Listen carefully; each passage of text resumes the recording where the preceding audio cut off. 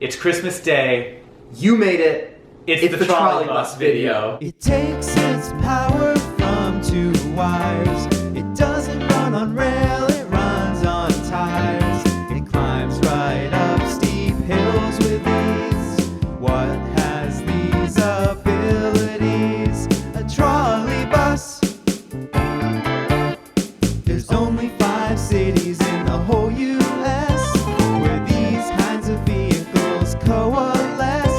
And we're riding every route on miles in transit.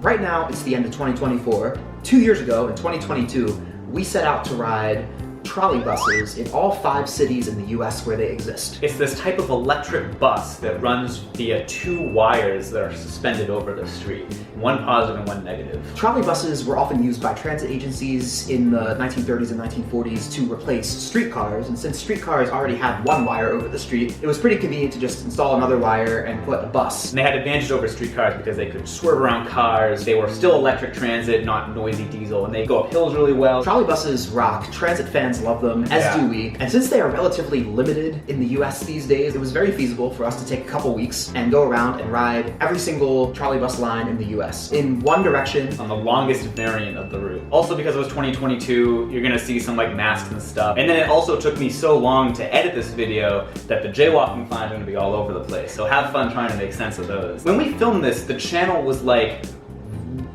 vastly smaller than it is today. It was like 2,000 subscribers. And yet we managed to pull off these meetups in every city we went to. So you'll see some fans. You might see yourself if you were around back then, if you're a longtime fan. So for each city, we're going to start off with Jackson made history segments for each of the cities. How these systems evolved and why they exist, why it's stuck around. Including maps and stuff. I'm not an expert by any means, so if there's any wrong information, please let me know, but also please be gentle. So, hope you enjoy this little holiday gift for you guys, including a bunch of songs, a bunch of meetups, a bunch of content from across the US. It's gonna be fun! Wait.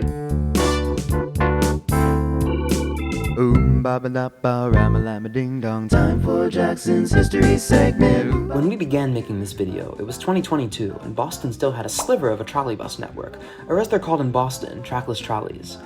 Now in 2024, the network is gone, all replaced by diesel and battery buses. The city that once had the second largest trackless network in the US now has no more, but the history of Boston's trackless trolleys is still pretty rich. Boston's main transit agency in the 30s was the Boston Elevated Railway, or BERY. In 1936, it phased out streetcars on Route 77 from Harvard to Lechmere and put 11 Pullman standard trackless trolleys on the route. It was a success, so between 1937 and 1941, BERY converted 9 more streetcar lines and, interestingly, 4 diesel bus routes to trackless trolley operation, mostly in Boston's northern suburbs. In chronological order, these were the 109, 110, 103, 105, 112, 113, 72, 104, 106, 102, 87, and 88.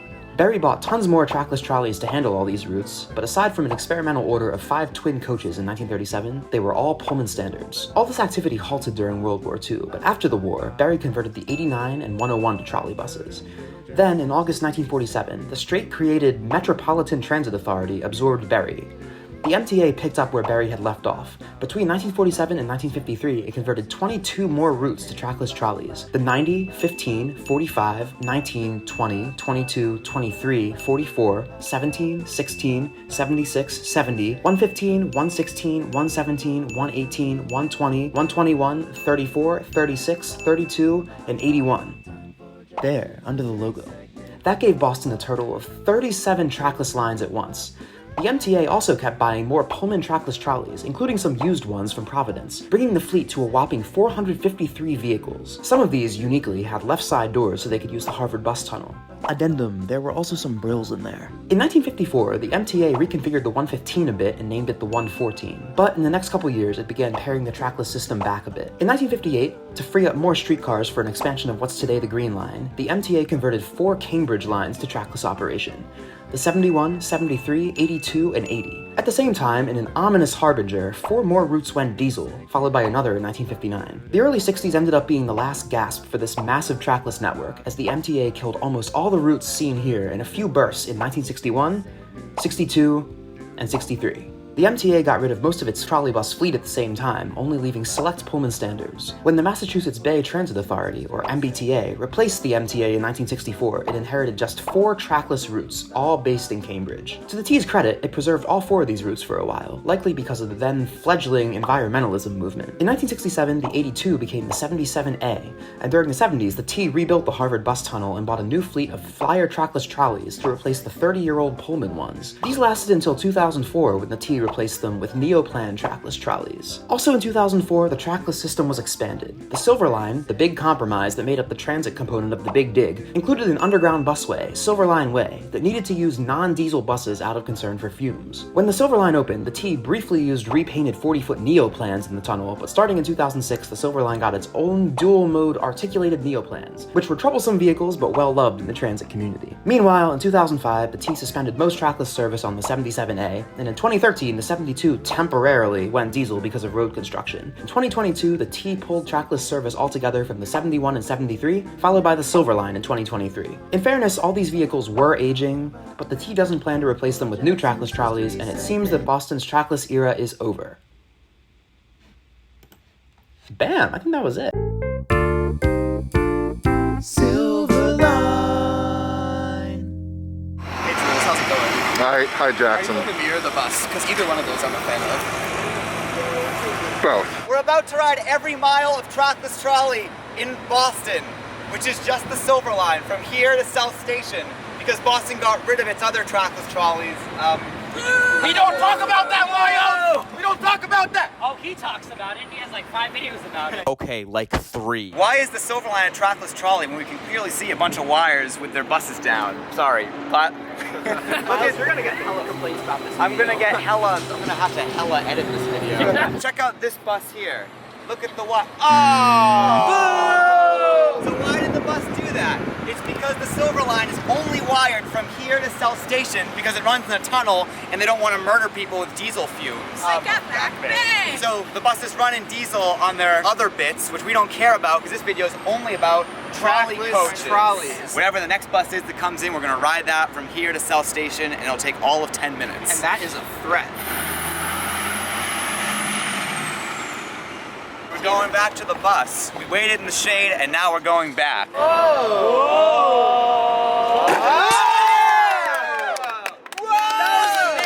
All right, here we go. I mean, the front door didn't open. Sweet Caroline. Jay, shut up. Bum, bum, bum. Good times never seem so good. So good! So good! Alright guys, there might be real people who get on here, so we have to tone it down. No, we have to sing even louder. See, the thing with the Silver Line is that there's nothing to see, like it's just a tunnel. One thing that is kind of interesting is that the back of this bus is short. It's not totally 60 feet because there's a big like diesel box here, so it's like kind of a stubby back end. This fact brought to you by Jeremy Zurek. That's May true, he we rest talked in about peace. The next and last I had no idea. Wait, are we already done this thing? Yeah. Holy swear word! Oh, we have to wait because there's another bus. Alright, everybody say thank you in 3, 2, 1. Thank you! If anyone sticks around for the rest of this video, thank you. And now, we're gonna take the Lakeshore Limited to the Empire Builder to get to our next stop, which is Seattle. Woo! I bring my key card. I'll do Apple Pay. Thank you so much.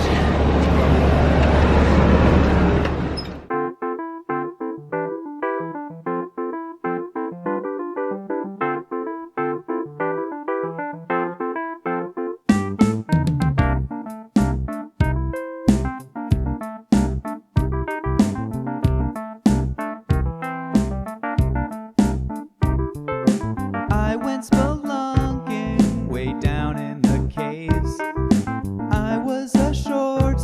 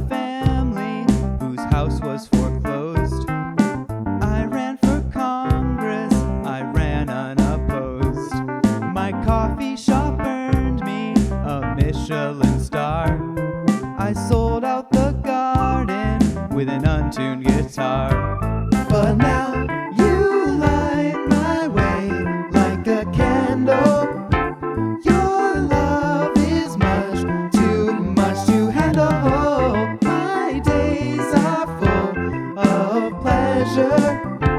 Your love helped me more than I can measure. I did all that stuff 'cause I had free time. Now I'm better off because you're mine. I thought I had it all, I could let it rip, but the greatest gift of all is companionship.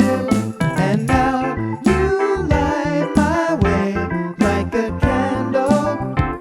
Your love is much too much to handle. My days are full of pleasure. Your love helped me more than I can measure. Thank you so much. Have a good night. Thank you. Alright, where are we walking to? Straight. Alright.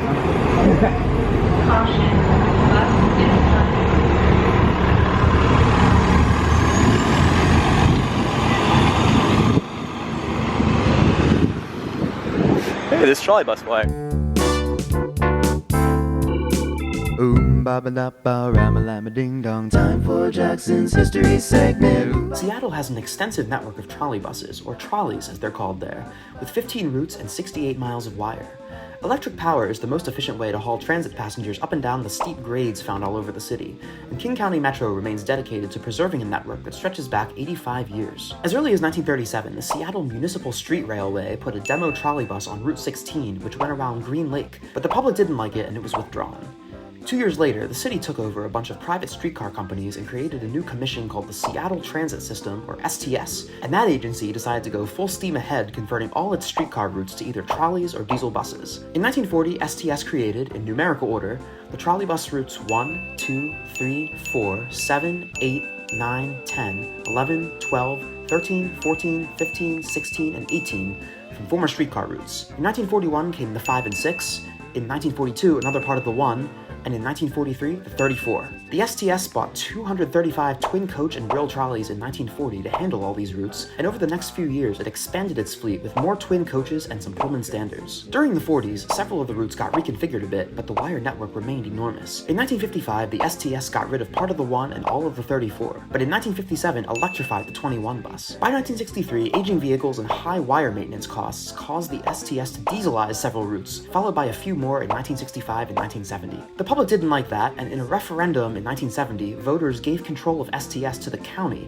which in 1973 rebranded the system as King County Metro. Due to rising gas prices, Metro began to see the appeal of revamping the trolley network, and so in 1978 it shut down the whole trolley system for a few years to rebuild wire and reshuffle the routes a bit. It also bought new AM General trolley buses, which traveled the new routes that came back online in 1979, 1980, and 1981.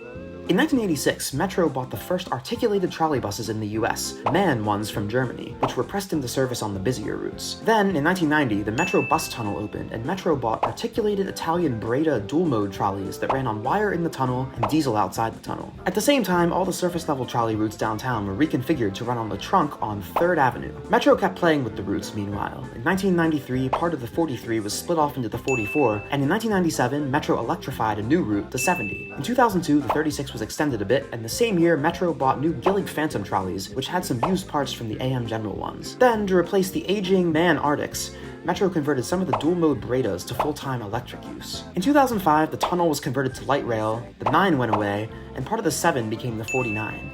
And in 2014, the northern half of the 14 became the 47.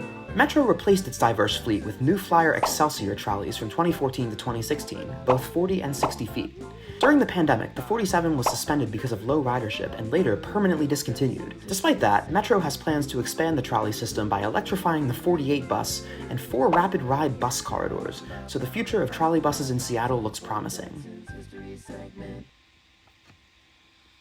Cool. 13. In Seattle. We're about to get to 13. Unfortunately, this is one of the routes that's running dieselized, but our rule is that we'll still ride the route anyway, because there's nothing we can do. So, Exactly. all right, wow, 13, we're right here. How's it feel to be on your first Seattle trackless trolley? Wow, I swear this wasn't the trackless trolley at all. So now we're turning on the 3rd Ave, which we're gonna see a lot of in this video. This is basically the main artery of transit in Seattle. Yeah, when we got on this bus, the operator was like, ride free, and there was a little cardboard sign taped to the fare collection box that said, ride free until Friday. Worst comes to worst, I guess we donated $8 to Seattle Transit. Exactly, which I'm happy to do considering they're running all these trolley buses. Not this one though. Well, not exactly. Needless to say.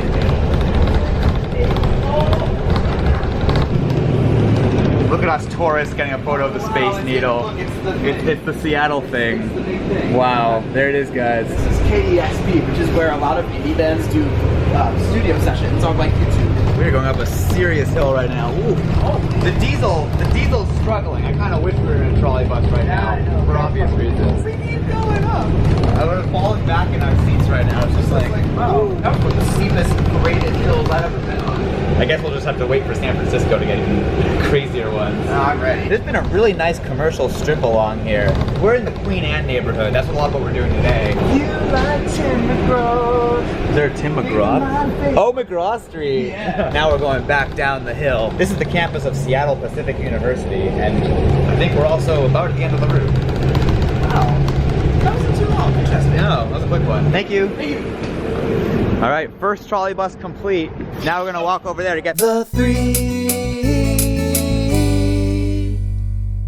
I'm glad to see an actual trackless trolley here, but it's one. Seattle does this thing where they say two-terminal or term, and frankly, I have no idea what that means. So the bus is sitting here. There's definitely a wired loop that goes like around, but it's seeming to show the first stop as South Cremona Street. So I guess we just walk there. I don't want to get yelled at. This whole expedition is already falling apart. First we get a diesel bus. Now I don't even know what's going on with this. I guess we'll walk to what transit says the first stop is. All right, let's do it. Still two-terminal. My gosh. Oh, here we go. And yeah. Here we go. Yeah. Oh, do you hear that? It's like silent. Wow. That's the sound right I'm there. gonna try, Jackson. This is amazing. God, this is, yeah. We're going up the hill. It's definitely still kind of struggling, but I feel like it's doing better. It's doing a little bit better. We just had a really nice conversation with the lady who's driving the bus, and she said she's a really big fan of trolley buses too. Yeah. She called them trolleys, which is kind of funny. I like that. There's so many different words for them. Yeah, she said a lot of bus drivers love driving these things, and a lot of them hate them. And since she's got seniority, she gets to pick, and she always picks to drive the trolley buses. What they instill in you is you don't want to tear down the wire. Right. So the new drivers are like, oh my God, if I lose my pole, it's going to get caught up in the wire, and I'm going to tear down the wire, and then I lost my job. But, you know, Oh, that hardly so ever they're happens. okay. We used to call it the speed wire. See where it has all the support? Oh, yeah. Lots of support. One driver came down, and he was flying down, like they told him he was, brought down the wire. Oh. So they said, don't call it speed wire anymore. The thing that's nice about the trolleys is we can be at our terminal and, you know, keep the air conditioning on. And it's not like we're running a diesel bus. Oh yeah, you're not wasting fuel or anything. It divides the wire into grids. Right. So let's say something happens and we lose power in this grid. It doesn't affect the whole system. Look over onto the wire. Yeah. Right there, that's it. Right. Okay. And that separates the grid. So what would happen if power is out on that grid? Would that be like, you'd have to like coast through the entire, or like use a little bit of battery throughout the entire? Yeah, we Okay. use battery. A lot of times we can still keep our phones up and use battery. It used to be when things went wrong on trolleys, it was a real adventure. But now all we gotta do is we just drop our poles and we can get out of it. I miss some of those challenges that we used to have. There's so much technique involved. This right here is called the siding wire. Okay. Okay. So let's say I have a wheelchair or a walker or somebody that where I'm delayed, then another trolley that's behind me doesn't get on the siding wire and we can go past. Wow. So that's what allows That's trolleys so to pass cool. each other. But there's Right, I was only a wondering. few places in the system where there's siding wire. If I turn on my left turn signal, this is where the two used to go. Okay. That's so cool. The switches are controlled by turn signals. I know. In Boston, the way they did it was if you were accelerating, you would go right. If you weren't accelerating, you would go left. Really? Yeah. Wow.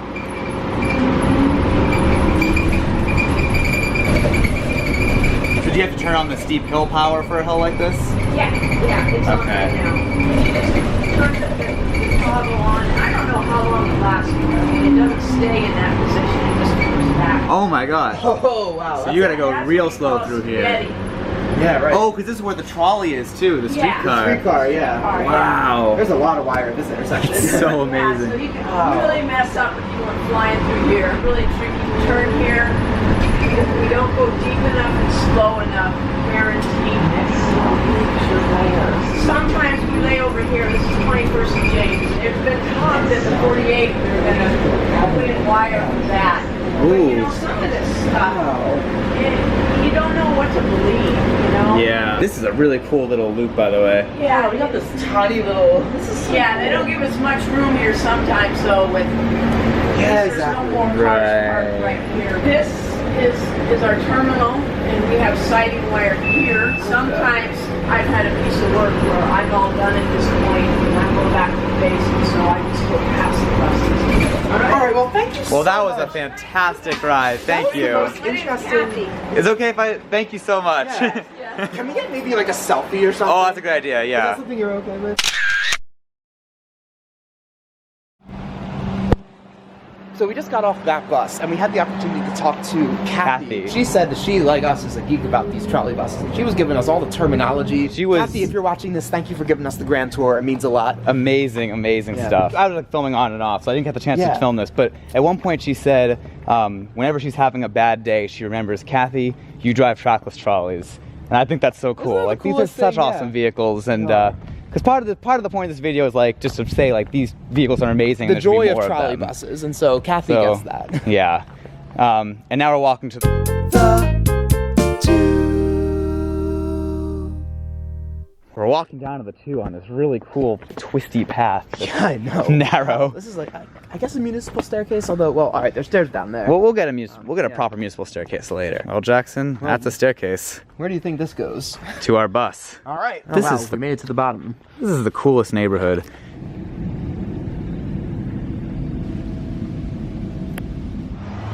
Look at the prime location of this loop. I want to suddenly become rich and live here. It's really amazing. I do wish this was actually using a trolley bus instead of a diesel, because imagine how much cooler doesn't this this would look. loop awesome? So the 2 is interesting because every other trip becomes a 13. We're on one of those trips now, so we're gonna have to wait for one downtown that becomes a regular 2 that then continues north. It's all very confusing. Bus routes are fun. We are climbing this hill, baby. Whatever this is, looks like it came right out of a fairy tale. We got some 3s laying over. Here's another one arriving. That's pretty cool. Okay, this construction-based detour would explain why we're in a diesel bus right now. This is the Capitol Hill neighborhood, which looks profoundly cool. We'll definitely be back here later. Yeah. This might be the single busiest bus we've been on so far, Jackson. It's rush hour after all. Yeah. Good point. Here is the crazy stop where we got on the 13 initially, and Here's where this will eventually begin. oh, it's so steep. That was me imitating the camera falling. It's insane. We're in the back of the bus, and the front of the bus is so much further down than we are. So now we're coming back onto 3rd Ave. We're gonna duplicate the 13 from here on out, at least for a bit. So Yeah. we'll see you when we get off. That. We're back at KEXP. I think we missed it, and transit lied to us. Do we have to improvise like jazz now? I think we just have to wait for the next 2. Okay. I appreciate the real-time info, but 18 minutes at rush hour? What is this?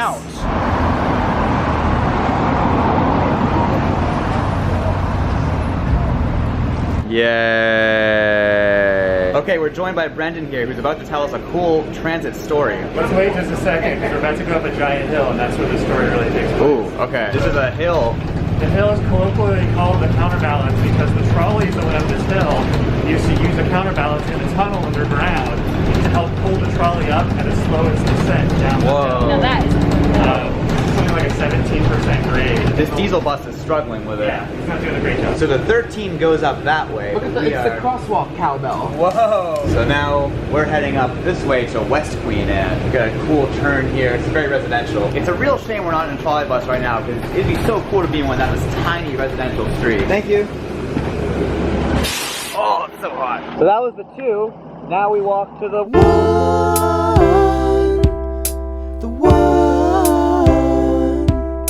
which is like right down that way. We're currently walking along these non-revenue tracks that connect the 2 to the 1. We love trolley bus infrastructure. We also love a do not enter sign stuck in the middle of the street. We're in this quiet residential neighborhood and there are just 2 trolley buses hanging out. How cool is that? Oh,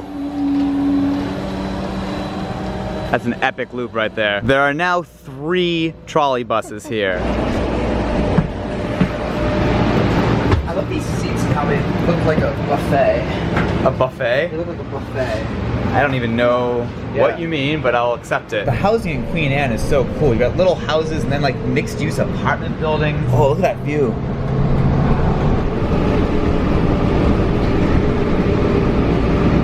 We've made it to downtown Seattle, which means that our 1 has turned into a 4T.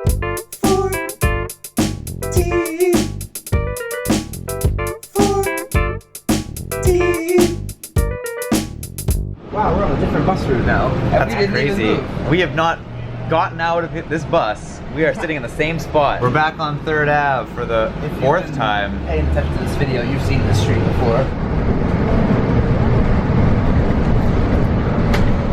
King Street Station. We're outside of King Street Station. We're getting kind of slammed. This is a hub. Jackson, what street are we traveling on? Jackson Street. We're at this apartment building and a bunch of people got off. The bus is actually near empty now. Okay, the footage we got on this trip was pretty barfalicious. So I'm just talking for a bit while the ride progresses. Okay, thanks. We're about to do a wired deviation to Mount Baker Transit Center. Look at this incredible intersection. So we're gonna deviate down here to serve the light rail and then come back to the actual terminus, which is down that way. Uh-oh, perhaps a dewired bus? This is quite the turn we're making here. It is. It's like, if this was a regular bus, I'd be like, oh my god, not a deviation. But it's a trackless trolley, so it's the coolest thing ever. Barfalicious, barfalicious, barfalicious, barfalicious, barfalicious. The wires just kind of go around. This is a legal thing for us to do. Oh, that's really cool. This is meant to happen. Oh my gosh. We just made a legal U-turn. And that's it. Woo! Thank you. Thank you. Thank you. Have a good night. Oh, that was the 14. That U-turn was amazing. That's the highlight of that route. This is also, all these routes have been so beautiful, like the views and We're back here in Methuselah Park or whatever it's called. This is somewhere else, I think. I don't know where we are. We're not gonna take the 14 back to get to the 4.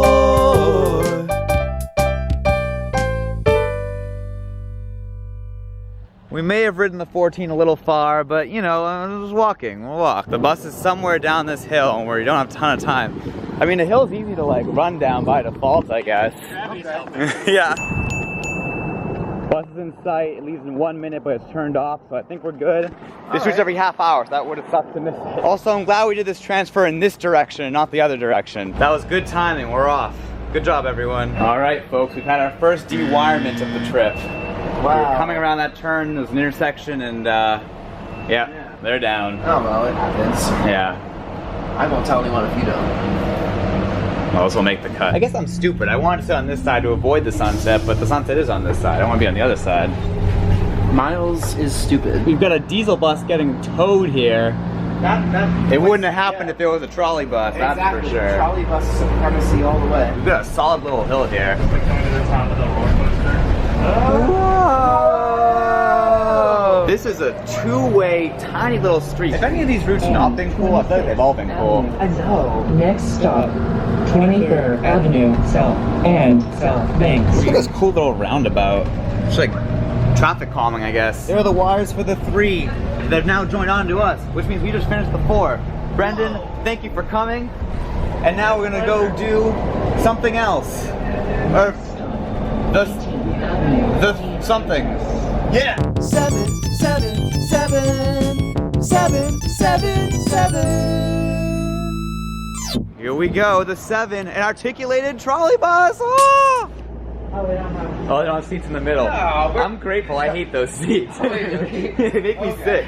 Well, you got lucky this time, because I would have made us sit in this. What is this delectable, delicious dish you've got, Jackson? So we got the 7 from its starting terminus at 6th in Virginia, and at 4th in Virginia, there's this famous bakery called Dahlia Bakery, which I read about because it's apparently like very LGBTQ friendly. I got this gooey cinnamon roll that looks delicious, although true to form, the gooey icing is getting all over. So this is gonna be an adventure. At any rate, I probably would have gotten a gooey cinnamon roll if it didn't have the word gooey. Yeah, exactly. Miles doesn't like. That might be a selling point for some people, but for me, it's a turn off. Yeah, clearly. All right, so what are we riding on right now, Miles? So this is the 7, which is busceptioning again. Oh, busception. Oh. This is Seattle's longest trolleybus route, as well as, I believe, the busiest bus route in all of Seattle. As you can obviously tell. Oh, yeah. Right now, yeah. And it runs every 7 minutes, except for us, it runs every 28 minutes. Or pretty much. The schedule's very all over the place, but basically, there's an extension of the route down to Prentice Street, which is an extra little loop, and per the rules, we have to ride the longest variant of every trolleybus line. So we have to get all the unique miles, so we're taking the long one. The siding wire at work, we're passing a 3 trolleybus. That will never not be cool to me. Articulation is cool because not only does that mean it's articulated around curves, that means it's articulated up and down hills. Yeah, so I'm excited to see what happens. Yeah, when so we in get to Seattle, the we get to bottom, see like somewhere like the driver is a lot higher than us.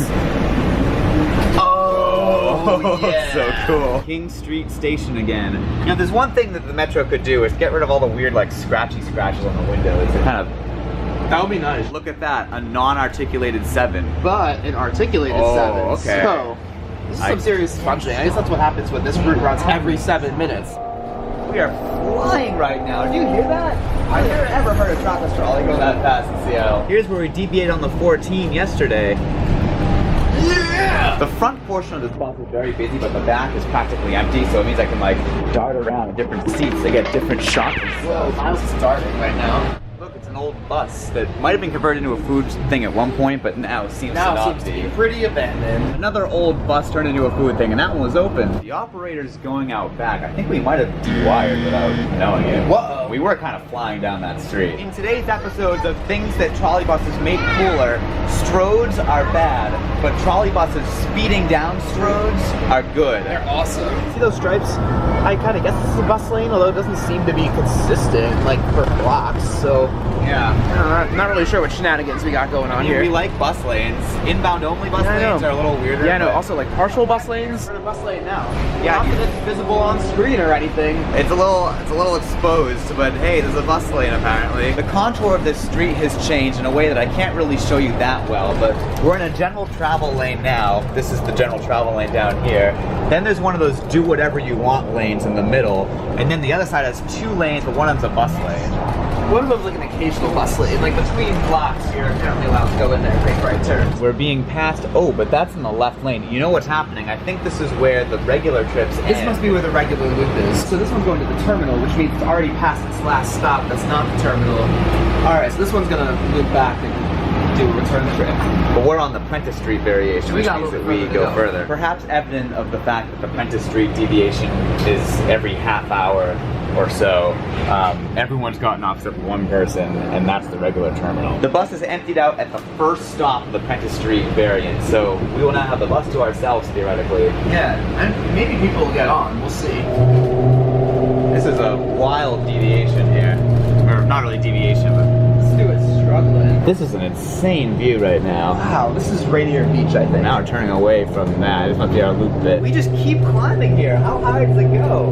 Well, what goes up must come down.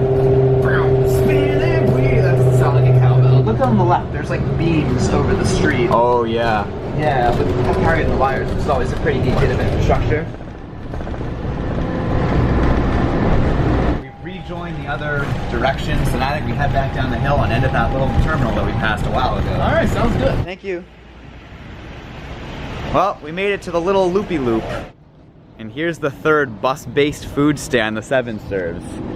If you're looking for bus-based food stands, the 7 is your route. So now we're gonna take the 106 diesel bus to get to the 14. No, that's not what we're taking. I think we forgot to record a song for the 36. This diesel bus is trash, but thankfully we're only on it for about 7 minutes to get to a fellow station, which is the end of the 36. If I wanted 7 minutes of trash, I'd listen to Hey Jude. Alright, really? that's not trash. Okay. Thank you.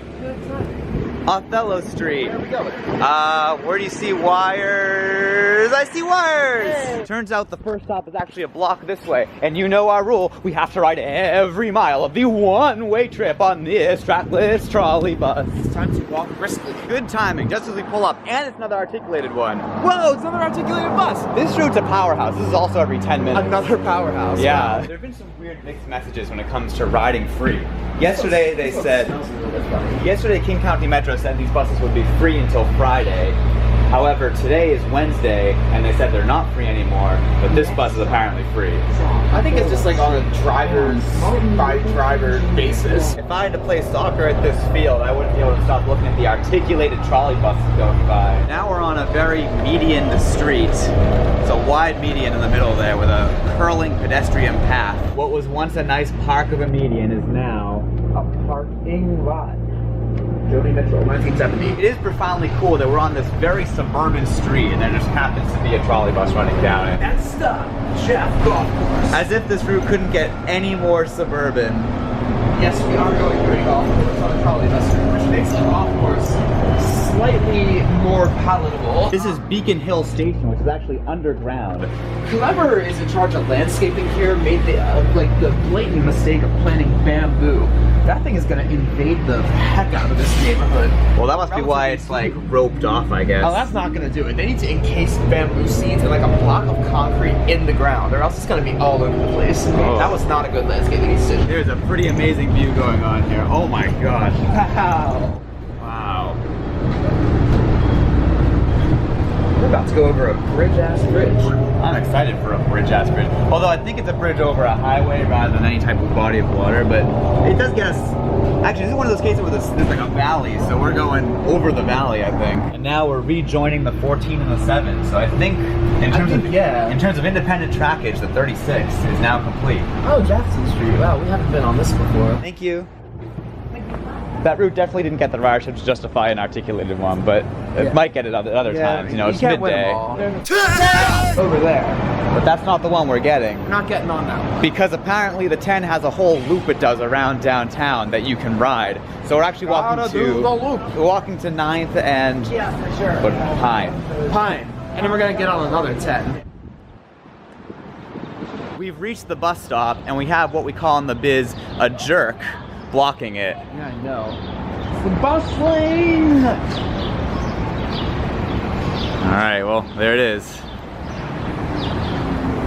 There's still some people on this bus because it's still going into downtown, but for some reason this is considered the first stop, so we are riding the whole one-way trip. I was gonna ask. Whoa, a monorail. Whoa, a Nordstrom rack. We're approaching Pub Mar.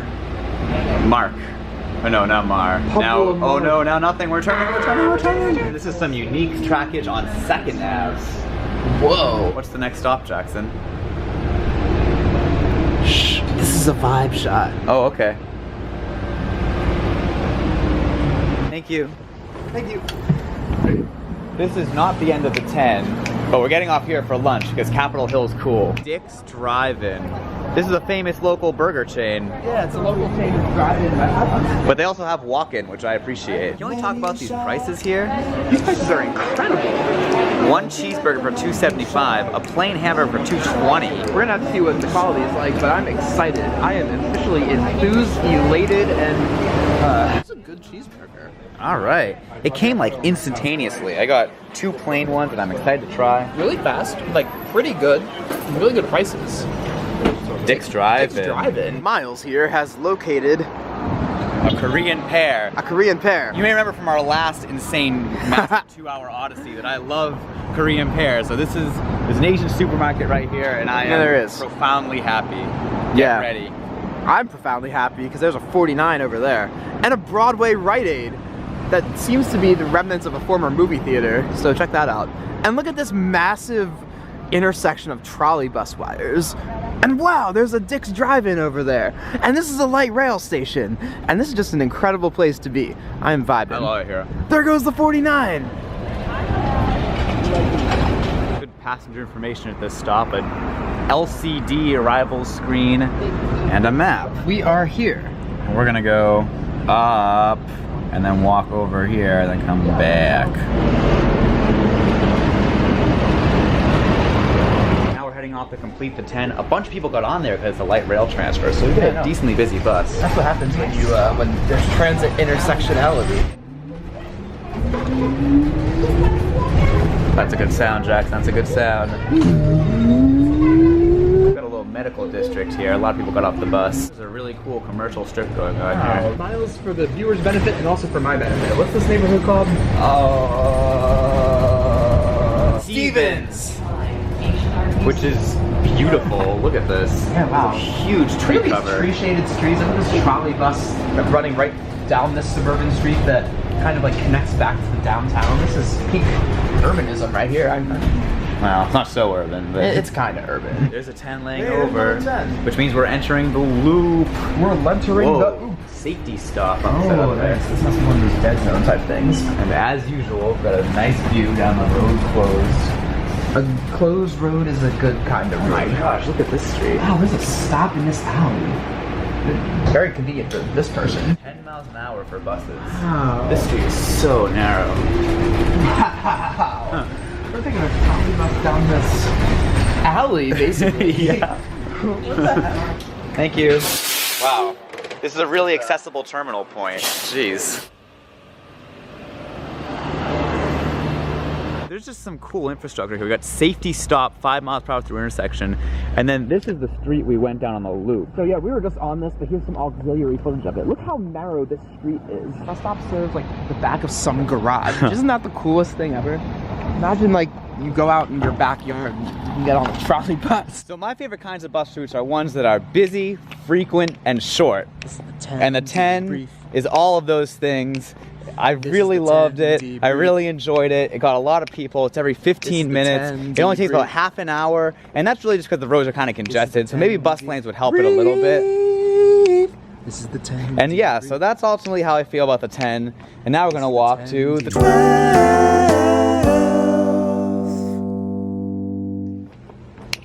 And that's This it. is the 12 debrief. Ooh. This is a suburban neighborhood, and then There's a bakery like on a corner in this neighborhood. Can we talk about how much better mixed use is than just residential? Oh. Like, why do zoning codes prevent things like that? Like, that is incredible. It contributes only positively to the neighborhood, so whose idea was it? Was that was a bad thing? Well, it adds traffic. Here we are at the end of the 12. We've got this beautiful trolleybus loop that all connects in the middle. It goes around the intersection. Like a piece of citrus. Like these wires make the shape of like an orange. We're not going to be using these wires, of course, because the bus is dieselized right now. But you know.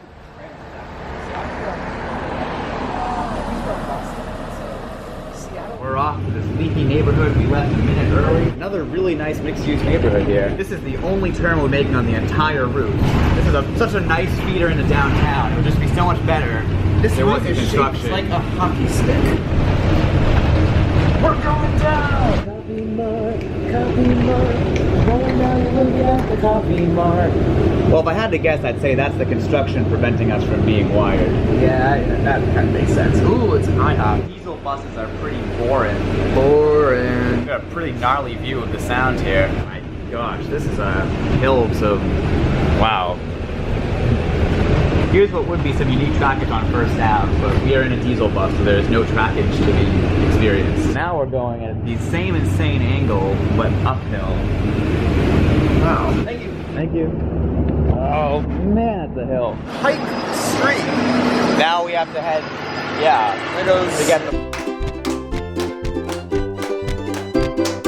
49! We've got a 49 coming. It's using a trackless trolley, but it's not wired.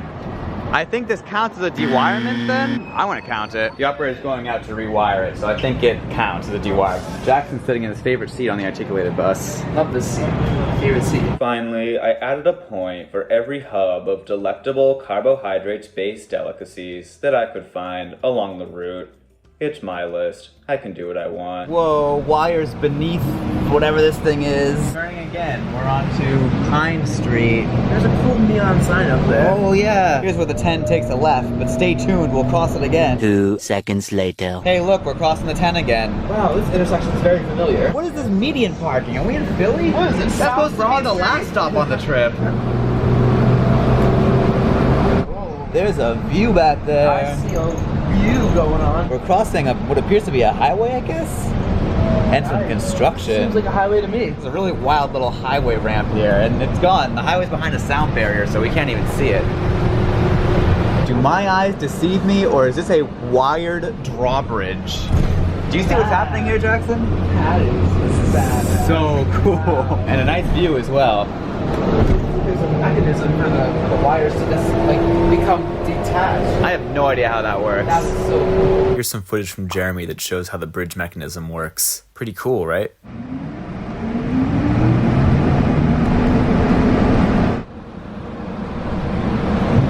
Thank you. Oh, congrats. There goes the TRM, one of the Seattle perennial classic routes. We went to a very cool record shop here in University District, or U District. I got some albums by CCR in Chicago. And now we're heading to the...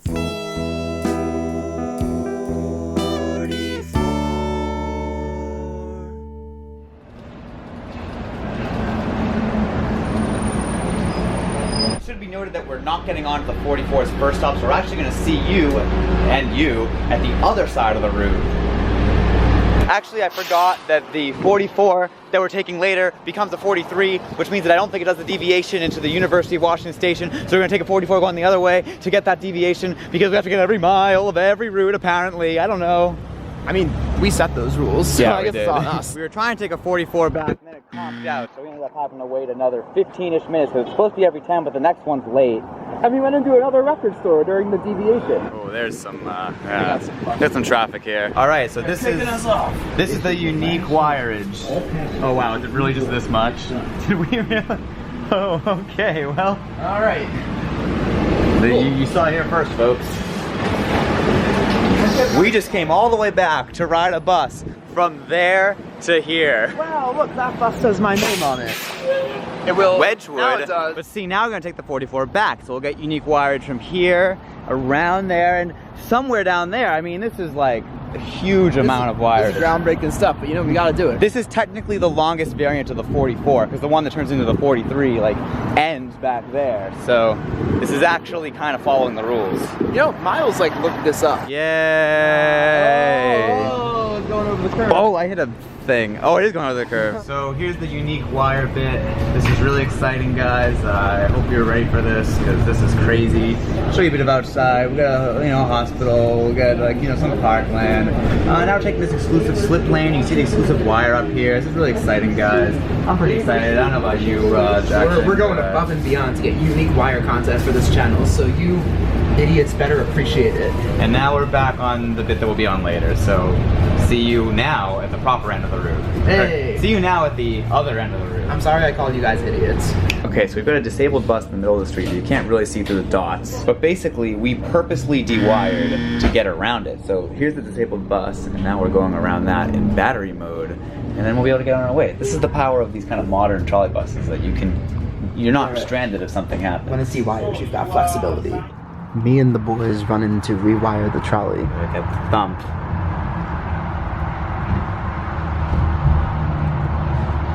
That was a thump. I guess that was the thump. There you go. Okay, we're thumped. Cool.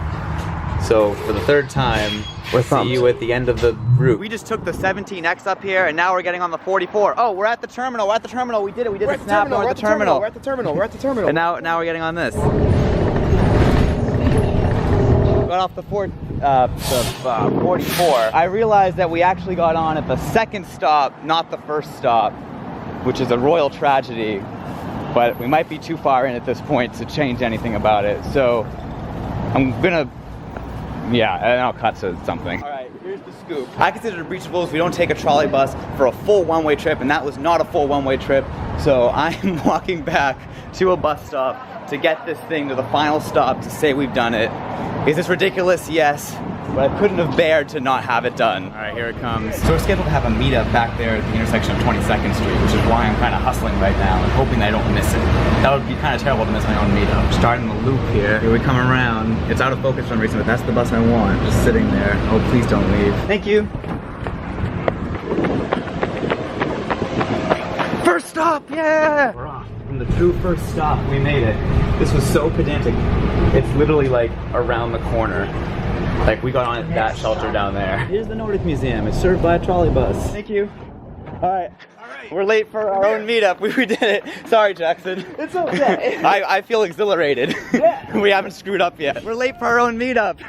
Sorry, I just filmed you all. But you consented to being in the video when you signed up, so. Hi. We're gonna get the next 44 that's not that one. The bus is coming, and the tip-off that it's gonna be a 43 is that it says UW Station instead of, what's the other thing it says?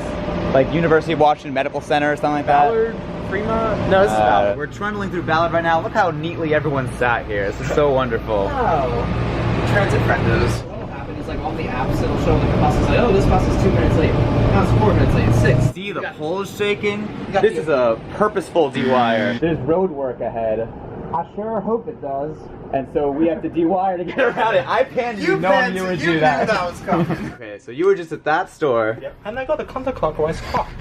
Whoa. Oh my gosh. I can't even like parse this. Like I'm struggling to even read this. I'm struggling to read any clock.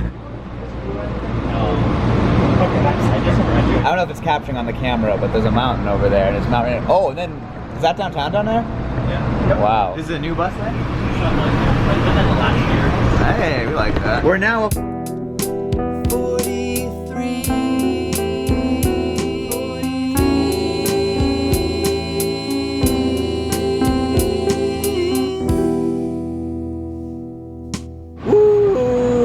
Where the 44 splits off and goes to that loop. See, Jackson, we had to ride that little bit around the corner because we're not getting it on this. We most certainly did. Looks like we've dewired again. This must be purposeful. If to get over the bridge, does the bridge have... Yeah, well, we'll find out. It's always so quiet when we're in battery mode because the AC turns off. Oh. And that's what it is, yeah. That's it. I feel weird talking loudly now. Here we go over the bridge. I'm assuming this is why we dewired. Good view? Yeah, sure. It's a pretty good view. How many times a day is this route run, by the way? It's pretty much peak only. Right, this route only exists to get buses from the 44 back down to the garage. And it runs on totally unique trackage for the most part. There are actually no wires right now. That is a curious phenomenon. We should be wired automatically. They must have like the triangle things that can like catch them. You know what I'm talking about? It's like the triangles. Triangles are a very nifty shape. Alright, Miles says there's a good view out this window. It was okay. Sorry for making you do that. That probably wasn't worth it. This was really arduous. We're about to pass another 43. Here it comes. Why does that 43 exist? Why is the 44 need more buses now? I guess it's a new... This is vehicle number 4303. Now that is a fun fact. We're now running along the 10, but we ran into someone who's a regular commuter on the 43. This route was such a weird schedule, and he was lines up perfectly with this, like, where he lives in his workplace. And he was like, yeah, it has a weird schedule, but, you know, I'd ride it when I can. So that's pretty fantastic. People use this route. We're actually on some exclusive wires right now, turning from the 10 to the 49. The fun never stops on the 43. Here's the First Hill streetcar. I think we follow that for the rest of our trip on this. Unique trackage is about to start. It's the gay crosswalk. Hey! We got like 3 ons at this stop. Is that just because like we're duplicating the streetcar and people can take anything? This is a situation where we're coming up to Yezra Way, which is the last stop, but there are other people on this bus, so we'll see what they do. Maybe they'll stay on. Okay. It turns out there's actually more to go. We're at the stop. The doors haven't opened. Should we keep going? Alright. Are we officially open? Is it a 2 terminal? No, yeah. Atlantic base. Are we going to Atlantic base? Are we officially like... Alright. Oh, okay. Let's see what we got kicked off. Alright, this is totally uncharted territory now. Wow. We're taking a right on Jackson to go north. Where does this take us? Is this towards the base? This is towards downtown. Alright. This is the route they take to the base. Oh, okay. The last rider has gotten off. It's still here. Now it's just us. Oh, okay. This track. We are taking the left onto this. Okay, guys, we did some negotiating. We're going to the base. Is it official policy we can go to the base? That's what the book says, last I remember it. Okay. So this is a legal trip. We're now on Seattle Boulevard. We're getting into the industrial dregs that surround the base. And we couldn't be more delighted about it. I spy with my little eye a bunch of trolley buses sleeping. Thank you very much. Wow. Well, here we are. All right, I'm gonna point out there is an official bus stop here, so I feel vindicated. All right, I guess we can do something. This is amazing. Gorgeous. And now we're gonna take the light rail back up to get our final trolley bus in Seattle. Oh. 70! 70! Throwback. Yeah, here we come. We're here in the light rail tunnel, and you'll notice that the road is paved. There's actually some trolleybus heritage here. This used to be an exclusive bus tunnel where buses would run dual mode. So they'd be, it's like the Silver Line in Boston. They'd run as trackless trolleys in the tunnel and then become diesel. Now it's just light rail, but I figured we'd point out that trolleybus heritage.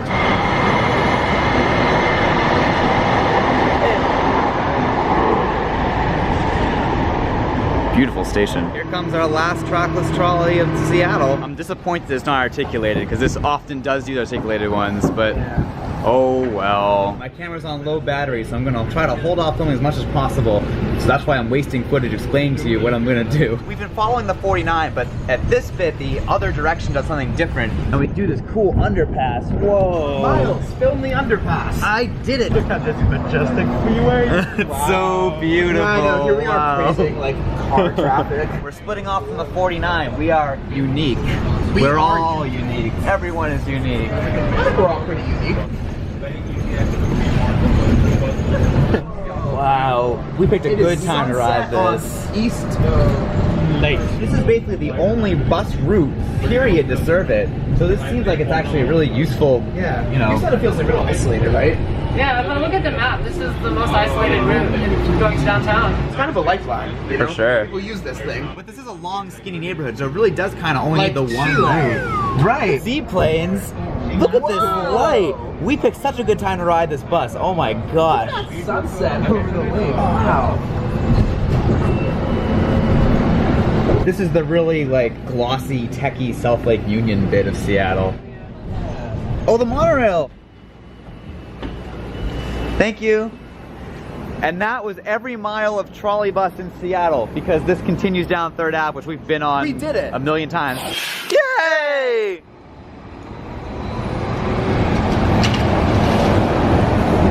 Bye-bye, Dayton County Metro. It's been fun. We are ending our trip in Seattle with the monorail, because of course we had to. It's the monorail. So next time you see us, we'll be in San Francisco.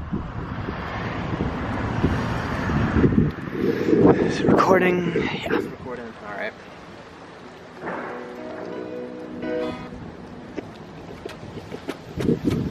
You're always playing your stupid songs when I'm trying to get in the shower. All your little miss can't be wrongs. I can't take one more hour. Your dreams burn fossil fuel, and I think you should forget them. My friends all think you're a tool, and you haven't even met them. You got all these pieces of baggage. Hadn't you better stow them before we get in the air? Your collection of demons, and when I've never known them, how am I supposed to care? Why won't you let me talk? I'm sick of repetition. I ran so you could walk. Why all this inquisition? Your wallet's full of dust, and your sink is full of dishes. Your gold has turned to rust. Just go sleep with the fishes. Met my mom, she was saying, you can do what you want to, but what's the deal with her teeth? I don't get the music you're playing. Why are you holding on to what you should be beneath? I'm riding on the bus. The window dots are hazy. They make me think of us and how you make me crazy. How you make me crazy. How you make me crazy. How you make me crazy. How you make me crazy.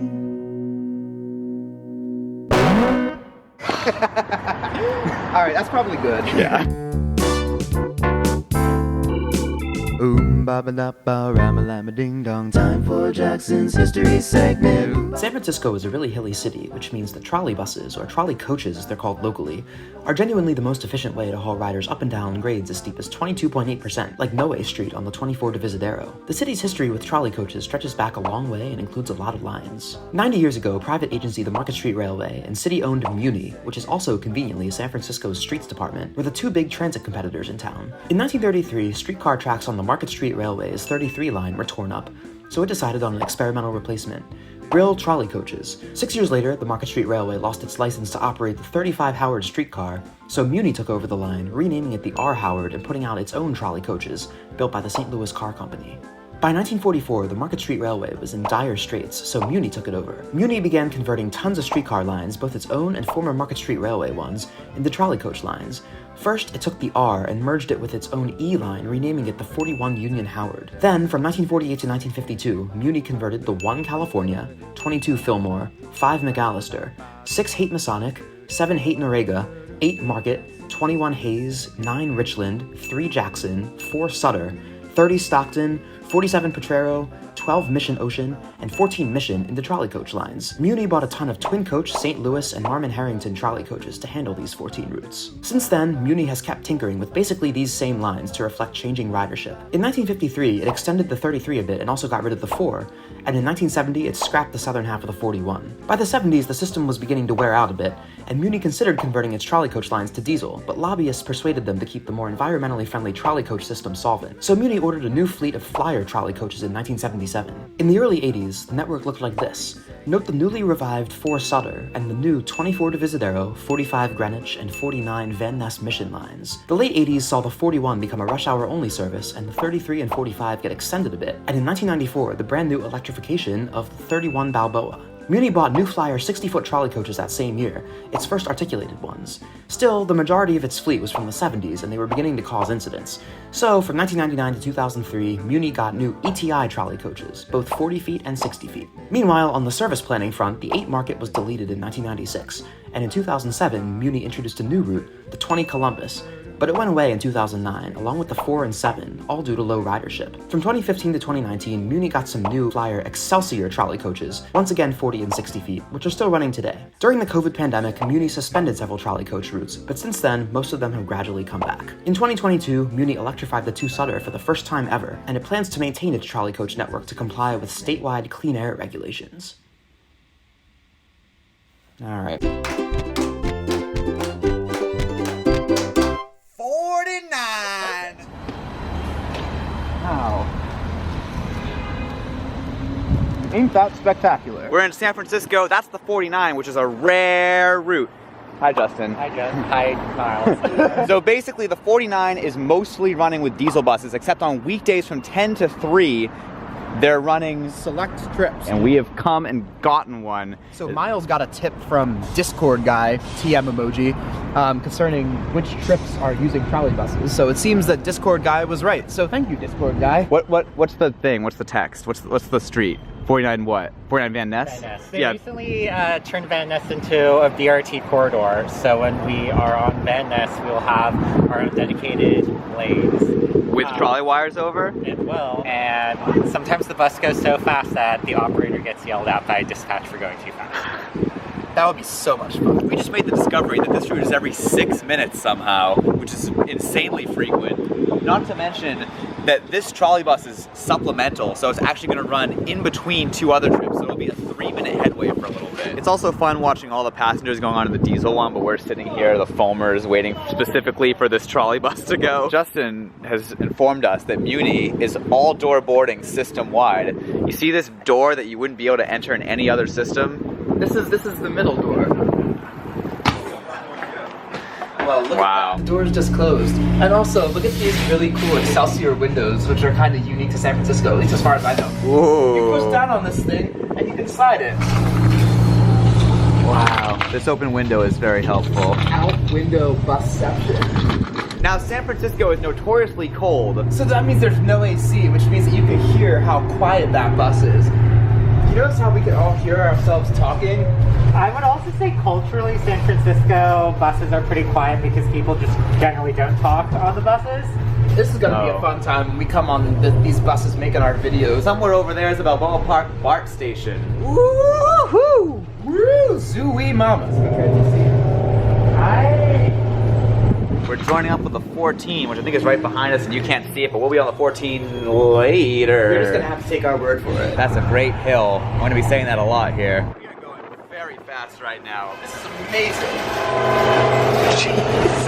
Oh, look how fast we're going. We were passing another 49. Oh, because it's a diesel. Right. I was like, how are we passing another trolley bus? Oh, because this is the only one. We're hill too. We're just flying. This is heavenly. Epic downhill alert. This open window, I just can't get over how awesome it is. Hey, Miles. Hi, Jackson. Oh, wait, come back, come back. Hey, Miles. Hi, Jackson.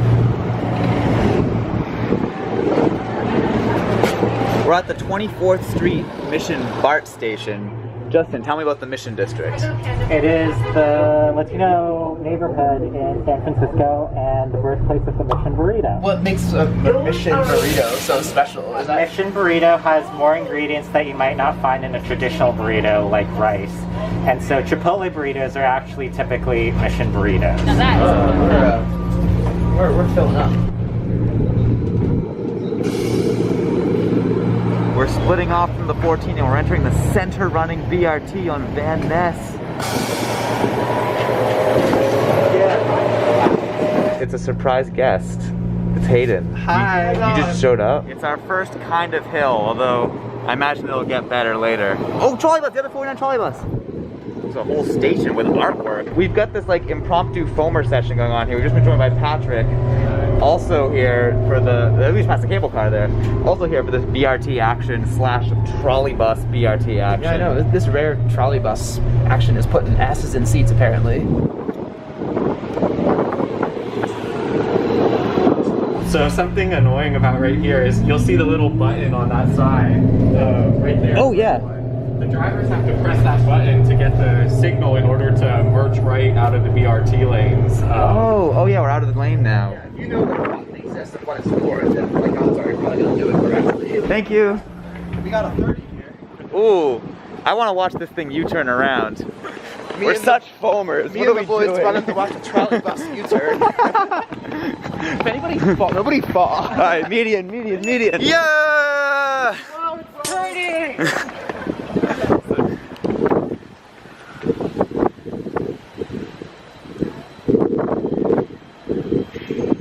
Viewers, you're gonna get every second of this because we ran for it. You're seeing it. This is gonna make the final cut.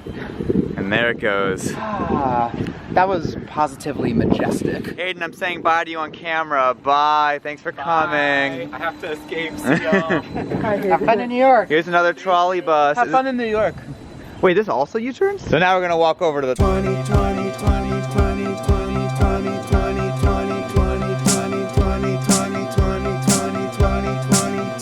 Hey, look down there. That's what? Alcatraz. Oh! So here's what's happening. There's a trolley bus down there. That's the 22 that we want. And it goes a little bit further north and like U-turns around. And as you know, we have to take a full one-way trip. And there's clearly some extra wires and stops down this way. That bus has just been sitting there. Our guess is that that might be the layover point. So it might come down this way, U-turn, and start coming back up. And passengers might be allowed to ride on that bit. So this comes every 6 minutes though, so if that's not the case, we'll just get yelled at and move on and get the next one. Wow, this is a bus stop, guys. So this telephone pole and that little line there. That's how you're supposed to know. Yeah, that's how you know it's a bus stop. To get on it. So this is a luxury one. It's signed as UCSF Mission Bay. That's like the stop we want to go to.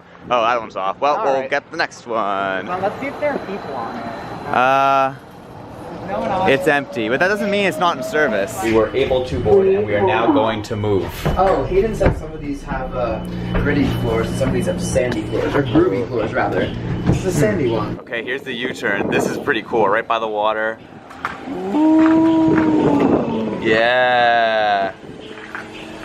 Wow. I would say that was worth it. Yeah. Dang, shame we don't go up that hill, but we're turning right to avoid it. Slightly less exciting hill, but still a hill nonetheless. We're like 5 minutes into this thing and it's already full seated load with a couple standees. We're flat for the intersection, and then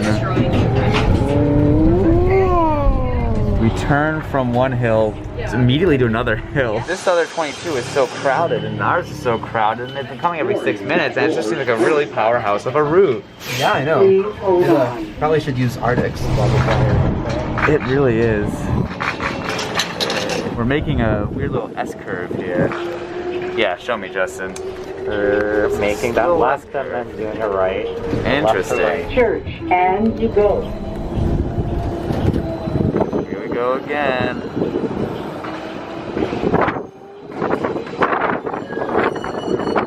We're beginning the east-west portion of this L-shaped route. Oh, did we just wire? Oh. Well, this is a rotten place for it to happen. Oh, I see the pole going down. Oh. We can see the shadow of it, yeah. There's one. That's very cool. I think there's one pole up and one pole down. Oh, the driver's got to get out. Wait, we can't just run in battery mode here? Here we go. We'll look in the shadow to see the pole coming up. What happened? Oh, it must not have been visible in the shadow. Yeah. Oh, did we go the wrong way on the switch, maybe? Could that be what happened? Oh no, I see something there. I don't think. No, our bus, there's a split here, so our bus might have gone the wrong way. Oh. I see a bunch starting to occur. Jackson, what PCC is that? Can you see it? What color is it? It's like teal, maybe? That is probably Brooklyn. There's also a bunch over there. We're just causing a big traffic jam. We're getting kicked off, I guess? Yeah, I guess the bus is disabled now. I don't know what's going to happen. Oh, is the pole stuck in the switch? Do you see that? I think the pole got stuck in the switch. Oh, jeez. And then here's the next bus, which is on battery mode to get around the carnage happening here. How did that even happen? Looks like we're boarding the next one. Oh man, this is a disaster. Oh, he's going. Oh, he's like coming out. Hey! Oh, I guess, yeah. Should we get back on then? Can we get back on it? It's all right, don't put it back on. Oh, yeah.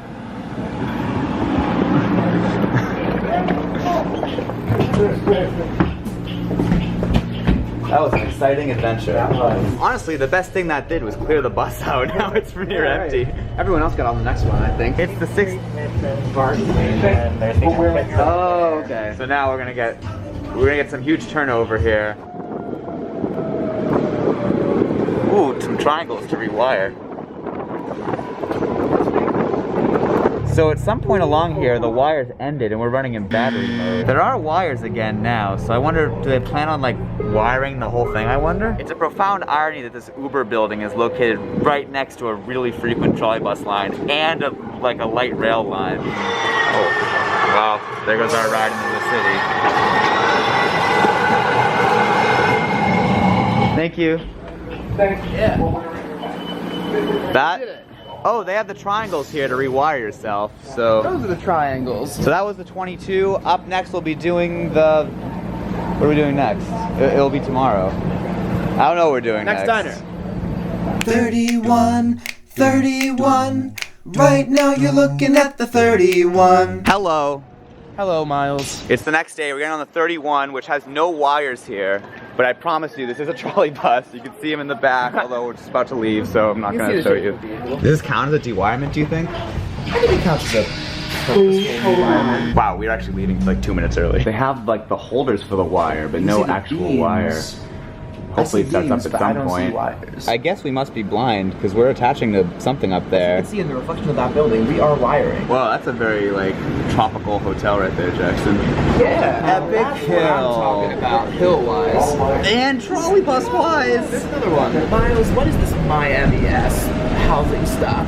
Yeah, I know. We've lost the kind of Victorian stuff from the inner city, and now it's getting a little more... Miles just derisively compared this to South Philly. South Philly row houses are boring. This route is a master of very quick turns. I know.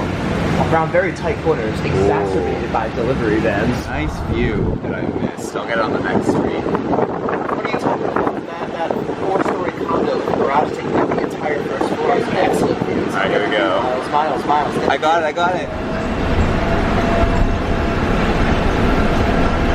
We're both stopped, so the footage is kind of dry right now, but It's gonna we'll pick up get the real set. good. Here it goes. Wow. Yeah. We are climbing back up a hill. I mean, the end of this route is the beach, so at some point we have to go down. 25th Avenue. What goes up? You know a neighborhood's cool when it has a movie theater that Jackson was trying to get a picture of. Oh no! I think you're a little too late. Swipe into the camera. This route ends at La Playa, and La Playa is in sight. That's the beach in Spanish. Thank you. Oh, our bus wired making the switch. That counts, that counts. So did that one. That doesn't count because that wasn't our bus. But We're in Trolleybus Central, way out here by La Playa. this is the La Playa Loop. Yeah. Or something like that. It's the 31, and I wonder what route we're taking next. Oh. Well, you'll have to watch 14 seconds from now to see that. Vamos a La Playa, oh, oh. Vamos a La Playa, oh, oh. Vamos a La Playa. Is it 14 seconds yet? Oh. 12, 13. 5. Well, I think we just missed one. Well, you know what the good thing about being in San Francisco is? We only have to wait 8 minutes for the next one. History!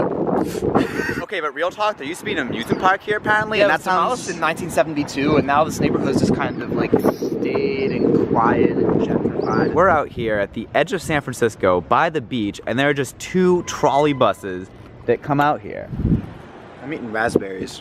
I have a box of tomatoes I'm gonna eat on the bus. Yeah. Safeway, baby. So it turns out the first stop is that one over there, but the driver let us on at the loop. We're getting some exclusive trackage. A lady was trying to tell us to get on over there, so we probably should have listened. But Probably. we got some exclusive trackage. Is that a bus section I see? It totally is. We're in the back of an articulated trolley bus in San Francisco eating raspberries and tomatoes. Yeah. This is the life. We're here at the Park Presidio. Jackson, I'm about to talk a lot, and you just pretend you know what I'm talking about, okay? All right, hit me. So, on weekdays, there's also a 5R, and that makes limited stops. And the 5R is the one that uses trolley buses, because trolley buses can't pass other trolley buses, so they run the regular 5 with diesel bus. However, on weekends, there is no 5R. So instead, the regular 5 uses trolley buses, because it doesn't matter, there are no buses that need to pass other buses. And so therefore, we are currently taking the 5, but this is also kind of a 5R type thing, because it's the same trackage. So we don't need to take both the 5 and the 5R for the purpose of the video, because it's the same wires anyway. Sounds good. There's a random Is it a bus poster? flyer. Let's see what it is. All right. Second annual. Oh, we already passed the date of it. San Francisco Underground Comics Convention. Ooh. Wow. Wow. 2 to 6 a.m.? This looks like some PM. This looks like some. Oh, PM. I was like, wow, This is some overnight. very edgy art we got going on right Yeah. here. It's a bit late to mention this, but we've been going along Golden Gate Park the whole time. Yeah, see those trees? They're part of Golden Gate Park. Now that is A glimpse through the emergency exit seems to suggest We got some D-wire action going on here. we just passed another 5 that was also in battery mode. Maybe it's a purposeful thing along this Maybe stretch. there's something going on along this stretch. This route is called Fulton, and yet we're turning off of Fulton. Whoa. Oh, we're incepting again. I know. Heading on to something street. There's some tail fins down there. Oh! Oh! What's going on? Are there triangles? I don't know if they're triangles, but... They're triangles! There they are! We rewired. Alright. We're turning onto Market Street. So, alright, so it looks like, alright, so we're behind Newark, we're behind what looks like Chicago. We might be passing Pacific Electric. But that's a long way up there. So we'll just have to wait and see. I think someone in this party likes PCCs. The wires are like way over to the left here. Yeah, we're over on the side of the road so we can see our own wires. I think this is our first time riding on Market Street. PCC. Yeah, I think it is. We'll get more of this. Yeah, there'll be more of this later in the video. Hey, here's our stop. Hey, it's 31 again. We just swerved around and passed the bus and dewired in the process.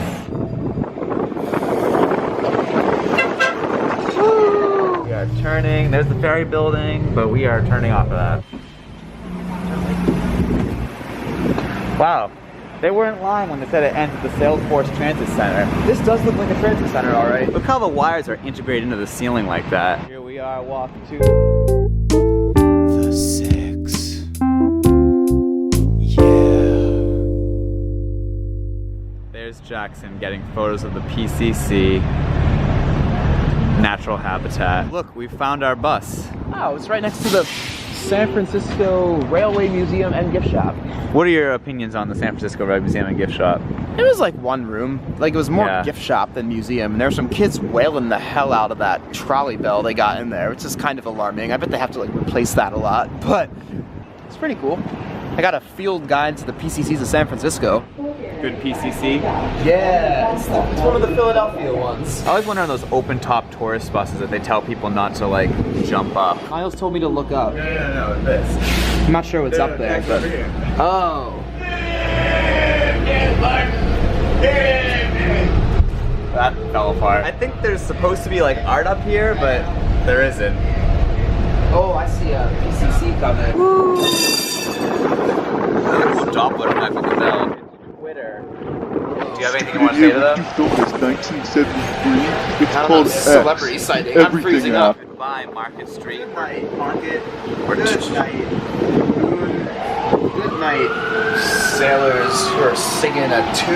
Okay, it turns out every other ad on this bus is art, except for the ones we can clearly see. So yeah, right next to the art thing.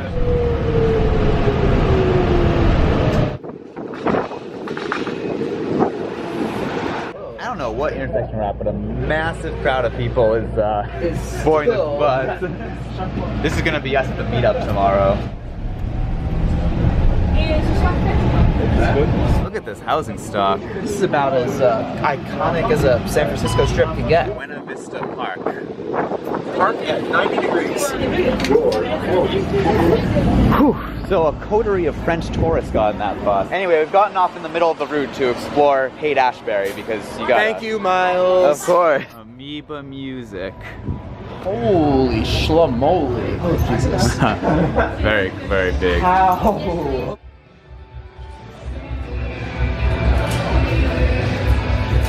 Later. Hello, it's back. Oh, here we go. We definitely didn't spend like 100 minutes here hanging out because it's a really cool neighborhood, but Haight-Ashbury. we are back on schedule. Well, we're not on schedule, but we're back on the bus. We're doing a lot of turning around small, narrow, hilly streets. It's the N Judah, right outside of Donut World, but there are no Donut World. no light rail trains to be seen. Oh, is this the end? No. Okay. This is a Fomer shot. According to Jay, who we met last night. Kugelhausen. Right. They're phasing these out. Crazy turn here coming from Look one how hill to another. steep this hill is. Oh, I wish we were going up that way. That's so cool. I can't believe it's still not a stair street. I know. Look at those houses up on the cliff. We're about to go down the mother of a hill. Oh, actually, not that much. Not that mother of a hill. Thank you. Thank you. Wow. This is one of those loops that's like a U-turn at the end of the street, but there's like hills everywhere. You look down the hill, it's the clouds. Wow, you can see them moving. We're literally in the clouds right now. Huh. Look, they're even up there. I can see clouds moving. I have never What a cool been in place. clouds before. There's a trolley bus loop In the clouds. I am speechless. I am without speech. I love PCCs, but this might be the coolest bit of transit we've encountered on this trip so far. Wow. I might regret that. I might recant that later. Okay, But okay. Well, from here we're gonna walk. From here we're making our way to the.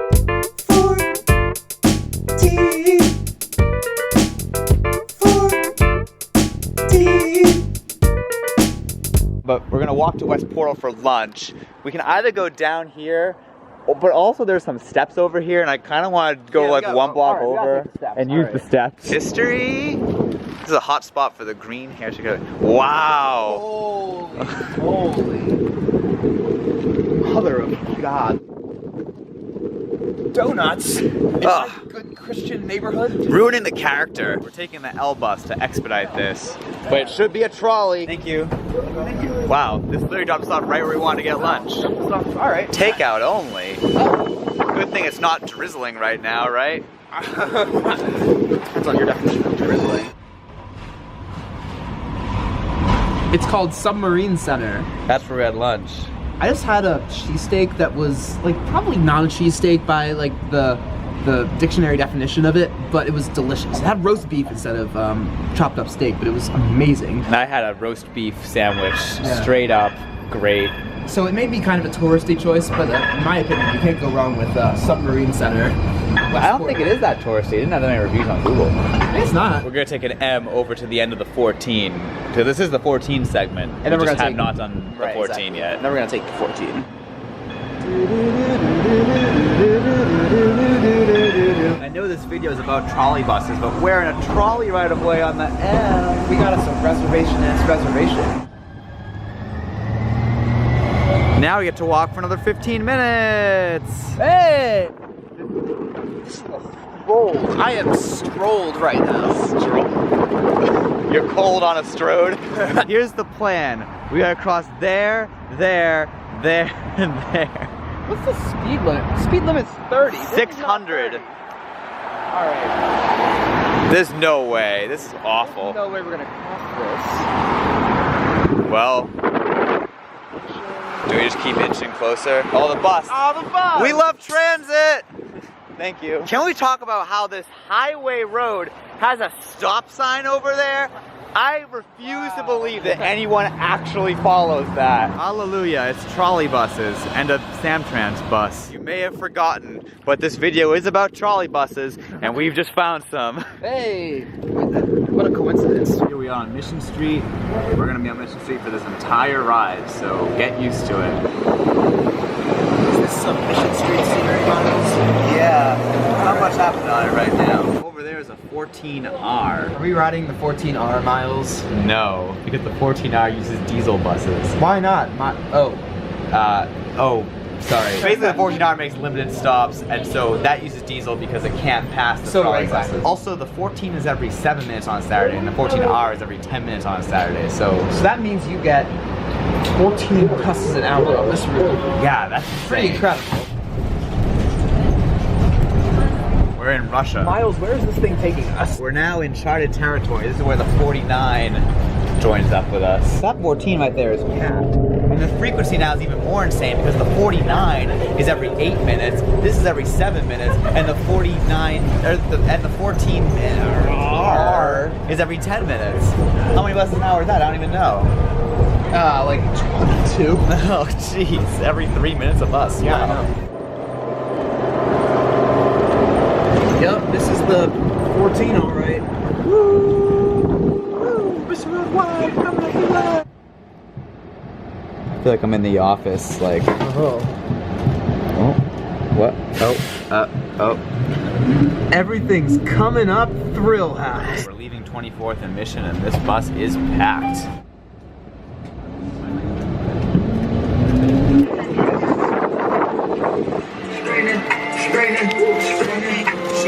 There goes the 49 down the BRT bit, but we're staying here. 14, like that one. Obviously, like we are a 14, so obviously we're on the 14 route. We're hanging out with the cool kids. Are there any PCCs? No, I see a trolley bus. That's pretty cool. For what it's worth, we're on the part of Mission Street that parallels Market Street, but a block away. For what it's worth, I love PCCs. Is that a diesel regular 14? Oh, geez. I'm glad we didn't get that. Nope. For what? PCCs. Oh, yeah. The wires are clanging up a storm as we made that switch. Wow, that's alarming. Weedy wire.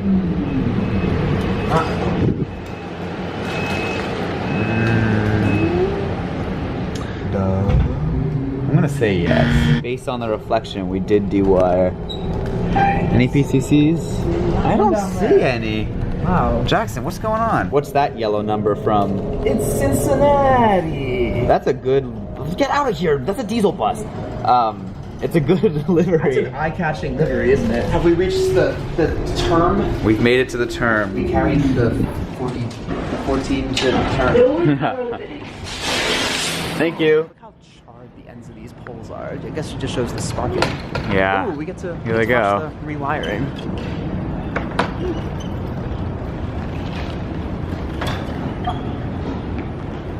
Nice. I'm temporarily alone because Jackson went to get dinner with a friend, so I'm here in Union Square waiting for The 45. The 45. Here we go, out of focus, but it appears to be off wire, so that's a de-wirement, I guess. This bus was packed, but it's emptying out here at Market. Wow, it's really emptying out. The 45 and the 30 share a route through downtown, but they take a slightly different loop at the very end, and I figured it'd be fun to get the unique portion of each loop.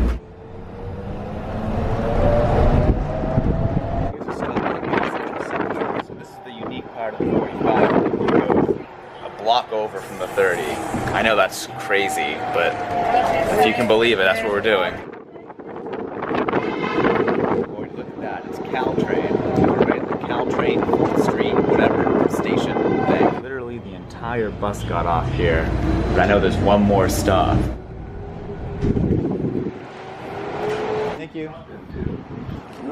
So it looks like we never were actually on wires on that trip, but there were wires overhead the whole time, so yeah. I was kind of hoping there'd be a second bus lane over here so I could just go up and get that one, but there's just one, so I think somewhat awkwardly that means I'll just be getting the same bus the other direction. Time for a high production value shot of me waiting.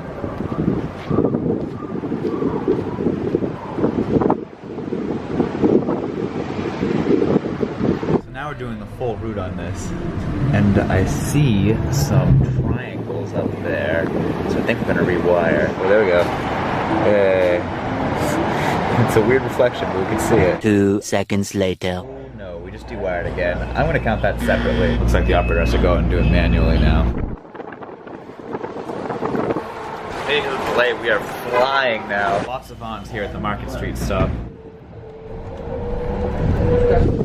We're about to enter the Stockton Tunnel, and I'm very excited for this. We're in Chinatown now, and a huge portion of the bus just got off. It's nearly empty now. Transamerica Pyramid in the fog. I'm seeing a lot of Italian flags. I think we might have left Chinatown to enter an Italian neighborhood. Perhaps North Beach. That might be the name of it. We're outside of some place called Tony's Pizza, and this window is open, and it smells so good. That's a view of Alcatraz. Who needs the big bus when you can just take a trolley bus, am I right? Inexplicably, the entire bus is getting off here at Pierce.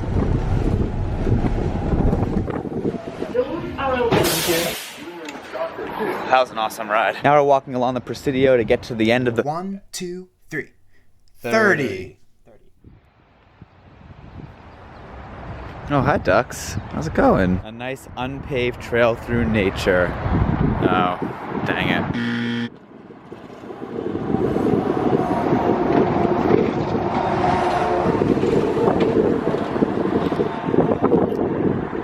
Guess I'm getting the next one. I mean, that would be the Golden Gate Bridge right there, but there's a bit of fog in the way. We're back in Trolleybus territory at possibly the weirdest terminal in San Francisco. Sports basement parking lot. You'll note there are no wires here, so the bus runs in battery mode at this point. Bye, Golden Gate Bridge. I know you're somewhere in there. We're sitting here outside of the beautiful Presidio Theater, and we just rewired. Hi. I ended up getting off in North Beach because I want pizza. Just had dinner at the aptly named SF Hole in the Wall Pizza. It was good. Now it's time to finish this 30. This is a very cool neighborhood. Look at all this Art Deco.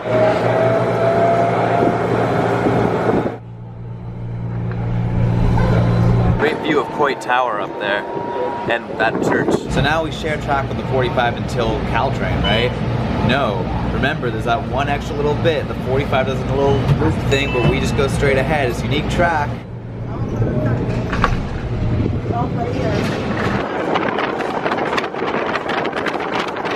Just dewired. I think it might be intentional, but still counts. Folks, this is it. The unique part of the 30. It's really riveting, I know. Look at how, wow, beautiful it is. I don't know why the wires over here are deactivated, but oh well. Looks like it's off. Well, that's it for today, but tomorrow we begin with the 21.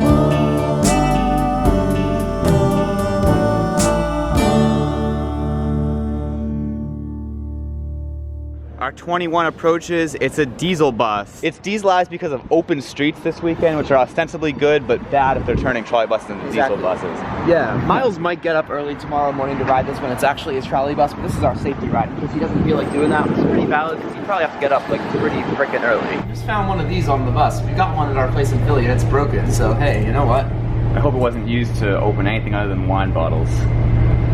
The sign says weekends only board here, so we might be on the detour route right now. Oh. It is forcing us to be diesel. Hello, Miles. Hi. How was it going this fine AM? That's pretty good. Oh. I want to suck your blood. We're back in wire territory. Not that it matters in this bus. Jackson, why are we getting off this route early? I don't see anything of note to get off here for. Hated ass ladies over there. Oh. It's the street from the Full House title sequence. Oh yeah. Look at that diesel bus. It would be so much cooler a trolley bus going by these. Like, come on. So cool. Miles, are you making sure to get those TikTok dancers in the video? Yes.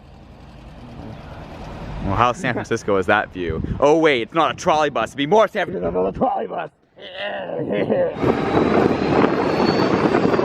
This bus is so noisy.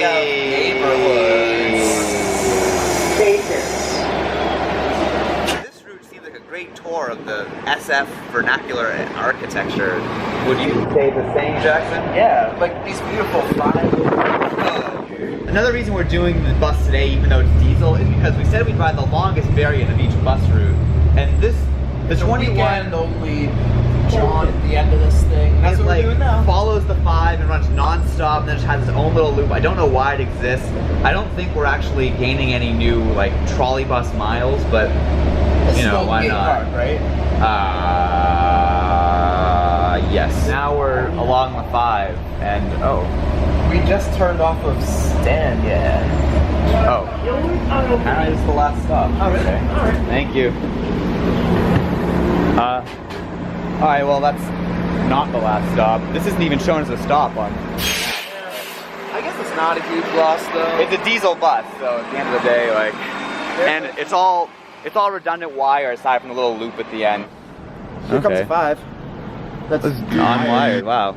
But I think we want to go that way. After so much time, we're going to eventually get to the 1. The next day. 7 a.m. I'm on the 21 as it was meant to be. I don't know if you can see the wires in the reflection. You probably can't. Also, it came in dewired. I promise. My camera was like memory card error, so I couldn't feel myself getting on. But here we go. Look, we're attached to the poles, wires. I don't know. It's early. The painted ladies, as seen from a trolley bus, like it was meant to be.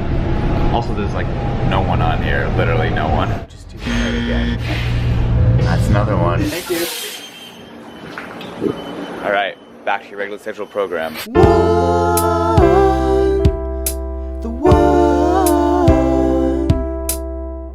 Tony's Cable Car Restaurant is where we are eating lunch. It seems pretty relevant to the mission of our video. 20 minutes later. So lunch was good, I would say. Lunch was excellent, despite occurring at 11 a.m. Taking this thing to get to the another thing. That's a good description. We're actually taking the 38, which is San Francisco's busiest bus route, to the 1, which is a trolley bus. It's gonna be pretty awesome. Actually, there's a 38R behind it, which makes limited stops. So we're gonna see if we can beat the regular 38. Jackson, why are we sitting in this seat? Because it's facing backwards. Now we can't see any stop information. We can move if you want to move. No, I'm just gonna complain about it, but also refuse to move because I want to honor your decision, which is just the worst of both worlds. Thank you for your sacrifice. This backward seat is not all it's cracked up to be. No, it's kind of, we've got the accordion in the way as far as views go. We just passed another 38. Barcelonas. No Barcelonas. Okay. Could you see the 38? I barely. All right, let's walk to the one. There it is. I mean, I guess we're at the right place. We have to talk about how Muni bus stops are so bad. Like, Yeah, right. They control the streets in this town. Why can't they do something better than that? they're just a strip of paint on a light pole. Yeah, I know. That is not adequate. But at least they signage. put the stop ID. Right, so you can text 511. Busted. Yay. Which side do you want? We'll take the left. We haven't sat on the left. Wow, in a while. nice. That was a pretty good view. That was. It's worth noting that this is a very good Route 1. It's a straight powerhouse. It's every 10 minutes on Sundays down a really major street. It's really foggy. That's pretty cool, too. That's cool as well. Alright, so this is the one that's worthy of the title, though. I would say so. Okay, alright, cool. Also, Jackson, when we were planning this, Jackson gave me a bunch of destinations that he wanted to visit. And a lot of them happened to be on the one, so this is going to be a very fragmented ride. Oh, cool. Alright, awesome. Our stop is approaching. Hey, there it goes. Stop requested. Ooh. Also, you call this a bus stop? You call this a bus stop? There goes the one that got away. What would you rate this theater, Jackson? I give it 4 stars. Number 1, number 2. Whoa, it's a trolley bus. It's a little cheese shop. And a ham and cheese shop. They rhyme. That's a very specific demographic. Do the honors for the next stop, Jackson. You got it, Miles. There goes the second one. This is a commercial strip if I ever saw one. Yeah. But we've got books to visit. We do. Green Apple specifically. You didn't tell me there was a neon sign here. Wow. Bookstore shot. Bookstore shop. Number 1, number 3. Great bookstore, by the way. Yeah, we went to Green Apple Books. Didn't get anything. They had a really pleasant time browsing. It's a shame that all new books have to be like $28 or some arbitrary high amount. Please hold on. Hold on. Oh, beautiful intersection. POV, you're on the one trolley bus.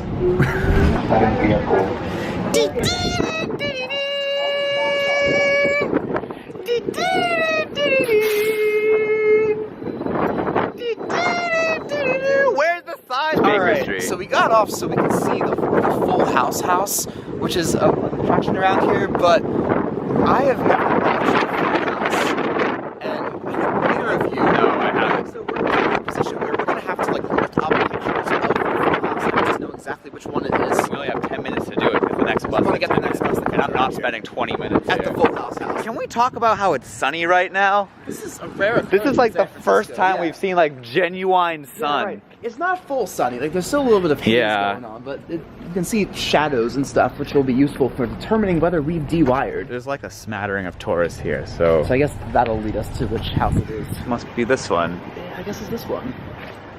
Wow. It kind of looks like all the others. Yeah, but, we're here to pay our respects to Bob John Saget. Stamos. Everywhere you look, whatever happened to predictability? Those are the only parts I know. Number 1, number 4. Fourth time on the one. This bad boy. We actually have to hold on here. The one gets very busy. Miles, please hold on. I'm holding on to something. Thank you. Well, that was the 4th one. That was a nice 4-minute ride.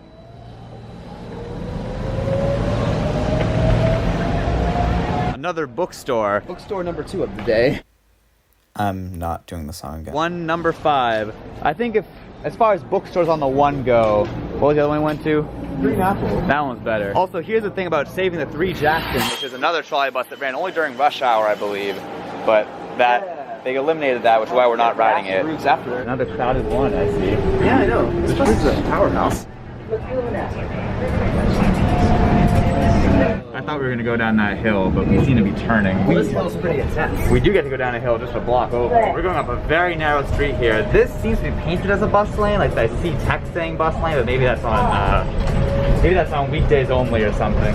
Very cool to be on a trolley bus on a street this narrow. And wow, look at the Transamerica Pyramid out there, Jackson. Whoa! It's interesting how topography affects bus stop spacing. Like out on the west end of the route where it's flat, it stops like every 3 blocks. But here in the city, it's been really hilly, and we've been stopping like every block, and that makes sense. It's a pain to walk. Right, it's really arduous to walk up the hill to a bus stop.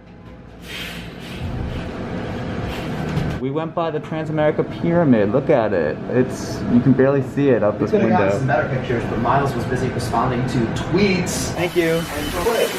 Well, I have to say, as far as routes that cater to things that you and I specifically enjoy, such as bookstores and neon signage, the one is a winner. I really like the one. It is deserving of its one title. And we recommend Green Apple in whatever district that was. So when you see us next, we'll be in a meetup with over 20 people, it would seem. Somehow we're gonna cram all those people into a bus, so... I don't know how, but that bus will be board here. We are gonna fill this thing up.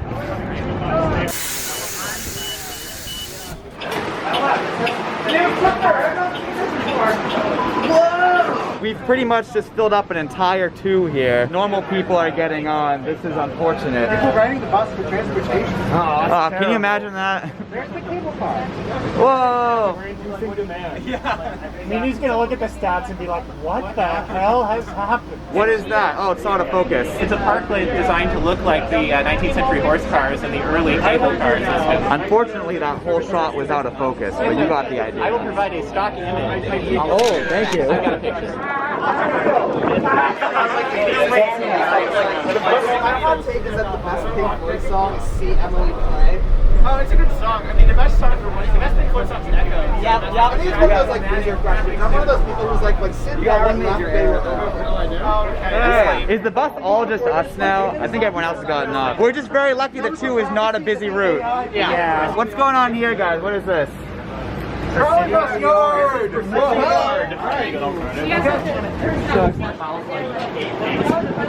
I will point out that technically there's like a loop that the thing says you can take, but I guess that's not the case. Alright. Should we go back to the yard and then see that? Alright. Alright, someone tell me about this coach. It's number 776 and it's operated from Munich. Thank you. No problem. I'll do a short. So, you clap. Okay. Jackson, can you clap? Excellent. Let's make it happen. Hey, look, it's another 2. I don't think we're taking. That's probably the same 2 that we took, right? Yeah, right. I think it just loops around. It probably is. You can't ride the loop, but I think it just loops around the block. And yet it like shows you as being able to ride the loop, which is sad. That's one of the quirks of like being in a city. Like you have to figure out like which trackage are we allowed to ride because exactly. We're trying to get all the trackage that we're allowed to ride. So as a big large group, now we're gonna all walk over to the terminal. 33, 33, 33, 33, 33, 33, 33, 33, 33, 33, 33, 33, 33, 33,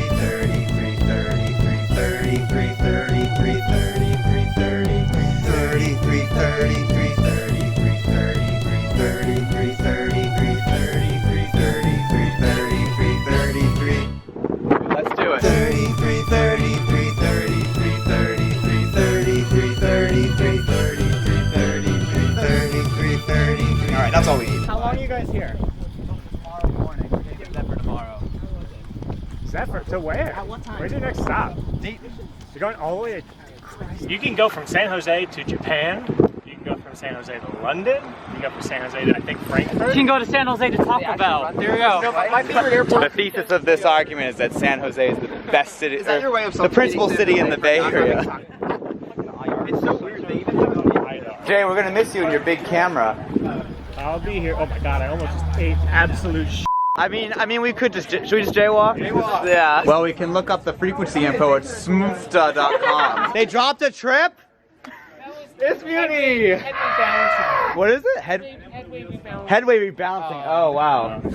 Wait, Miles, if we just hang up on the wires and just walk. Yeah, alright, we'll zip line our way down. Alright, well, I guess we'll hang out here for half an hour.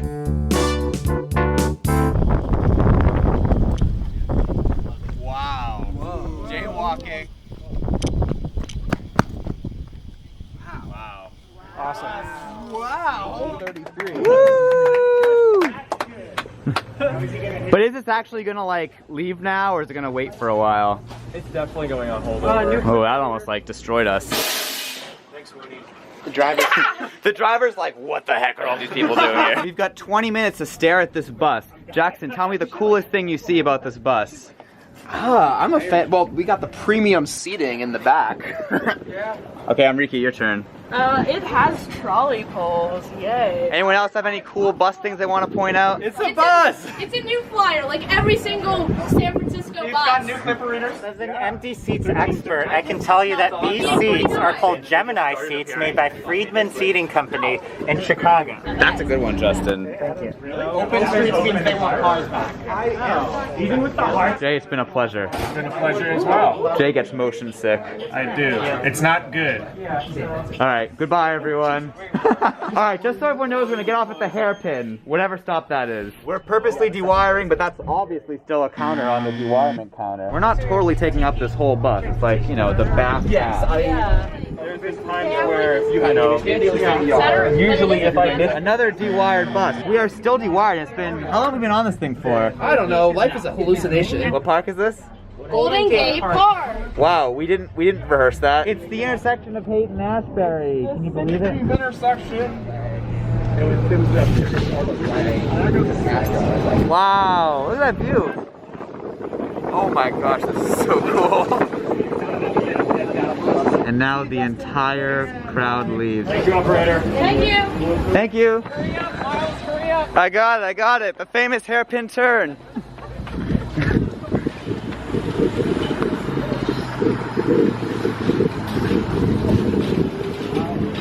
That's the next bus stop.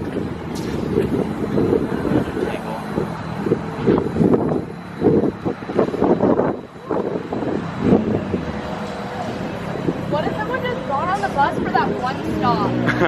Thoughts on the hairpin turn? That was so cool. This is such an amazing view. So used to there just being a blanket of fog. We are so lucky, like, to actually see. How do we get this many people onto a bus? So that button there on the post that has the traffic light is for the operator to activate so that the operator can then make the hairpin turn safe. Wow. Is no other vehicle able to make the turn? Like, it's just bus only? It should be just bus only. Honestly, wow. The bus is in 1 minute. We've got people set up at all corners of this intersection to catch it from every angle.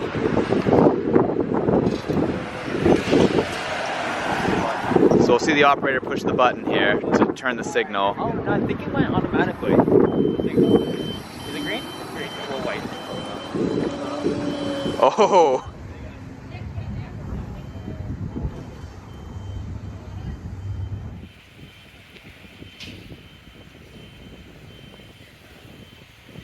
Get back on the curb so you'll get smacked by the mirror. Oh, you're right. It's got the city's second.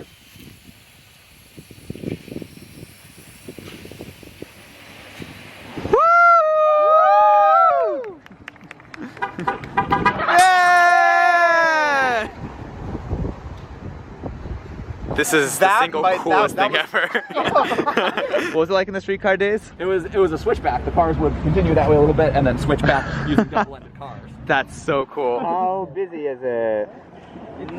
Looks like it's like percent. Well, we'll see what happens. Oh, this could be worse. In-N-Out was resoundingly average. I'm sorry. In-N-Out is amazing. That's what everyone that comes to West Coast realizes. Also, In-N-Out is run by anti-vaxxers. Yeah. Oh. Oh, gosh darn. Food and it's anti-vax. Did someone just request to get off at the next stop? At this stop. Chick-fil-A is pretty bad too. Longest bus ride I'm not eating it either. I know. There's a subway vent in there? Yeah. So if you listen, you can hear the trains going. There used to be a cable car line that went up all the way. Yeah. Theater is really pretty at night. It looks amazing. We're gonna see for trolley yard. Should I sit over here? All right. You probably want to sit there. Yeah. So there's a trolleybus yard up there that we can't really see, but we're also already behind, so we probably shouldn't get off. Unfortunately, we get to miss this, which is Couture Yard, Trolleybus. Trolleybus is everywhere. Yeah, that's pretty cool. We're rounding the final curve here. Yes. All right. There's one more bus to right? Thank you, operator. Yes. Okay. Thank you. Thank you. A couple people got off on that bus. I thought we'd be smaller, but this is still a massive crowd. That was just the 33, probably the coolest one that we'll do in San Francisco, if I had to guess. There's only one left. We're gonna take the 9 to it, and it's the...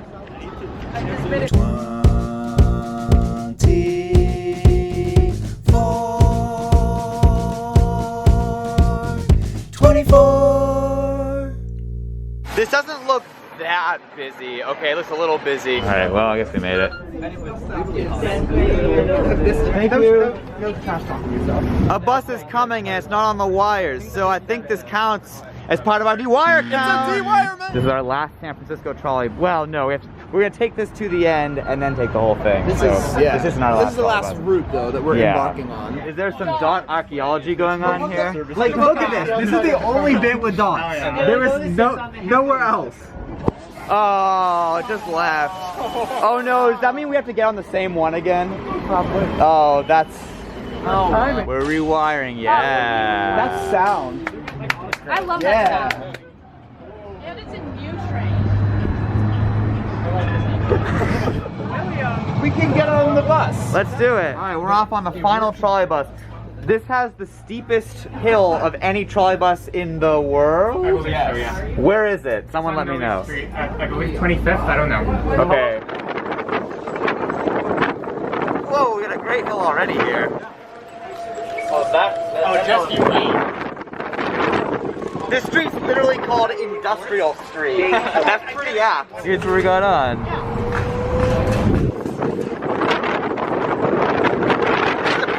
Hill already. I can't imagine it gets steeper. So we're at Folsom right now. Yeah, so Folsom is the street with Muni's steepest bus route, which is actually steeper than the steepest trolley bus. Which is this. Yeah. But we're not going to take the steepest butt route because that's not what this video is about. Our poles have come down. It's another dewirement. Did we just dewire again? No. We went through switch. No, we said we're going to get to the steepest hill very soon. Everyone is mobilizing to see this. There we go. Whoa! Whoa! 11%. Wow. Woo! And then we turn off of it. Wow. That was very cool. That was awesome. We're being told this is the second steepest hill on the Trolleybus network. Let's see how it compares. We're going up it this time. Uni coaster. Whoa! This is pretty dang steep. Oh, are we stopping it too? Yeah, there's bus stops. Oh wow. Well, this is really comfortable. We're like falling back in our seats. It's like automatic recline. Imagine you're getting on with like the wheelchair at this stop. Oh jeez. Yeah, yeah. Hope that would keep the rope. Wow, that's a great view right there. Woo, baby. Oh man, those intersections are crazy. We went through a junction with the Diesel 21, which should be a trolley bus, but it's a weekend. What could possibly go wrong? We're entering the loop. We're gonna end right there. Thank you. Jackson, how does it feel? Congratulations. To be on your own. This feels pretty nifty. It does. This is an expansive ass trolley bus system. And it's very good, very frequent. I know. a lot of these routes have like 7-minute frequencies, like less than 10 minutes. It's incredible. How do you feel? I feel great. This is so cool. I know. This is miles in transit star power right here. Every one of these people is a mile. That's what the fans are called. Oh, did we just create a name for the miles in transit fandom? On camera? It is literally just the miles. It's just the miles. Yeah, right. But at any rate, it's a very good trolleybus system. It's amazing how everywhere you go, there's wires and intersections because it covers the whole city. Like they're everywhere. Yeah, right. It's efficient. Camera died onto Dayton.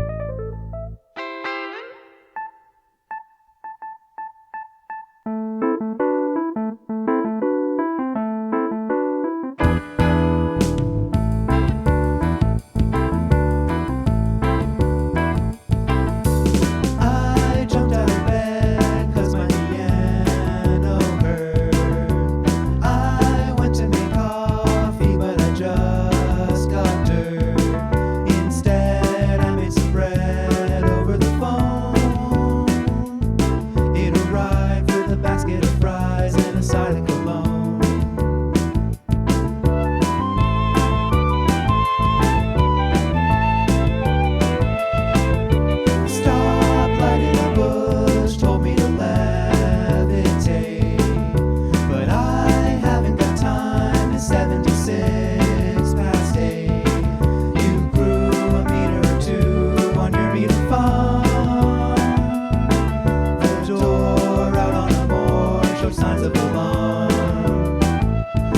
cat is a dog, my dog is a cat, we're thinking of you. My favorite frog and her favorite hat are thinking of you.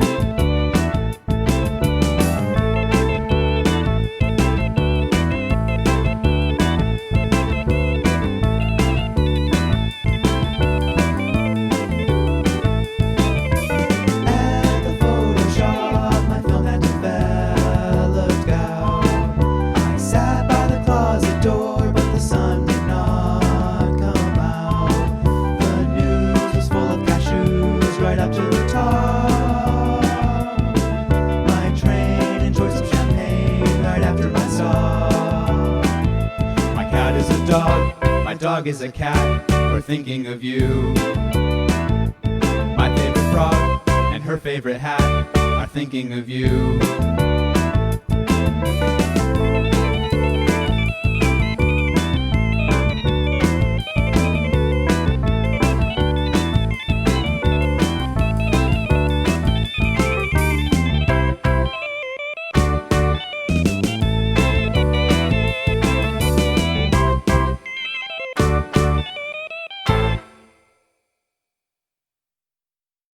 Hey, you didn't hear this from me, but there might be an easier way to listen to the music in this video and from previous Miles in Transit history soon.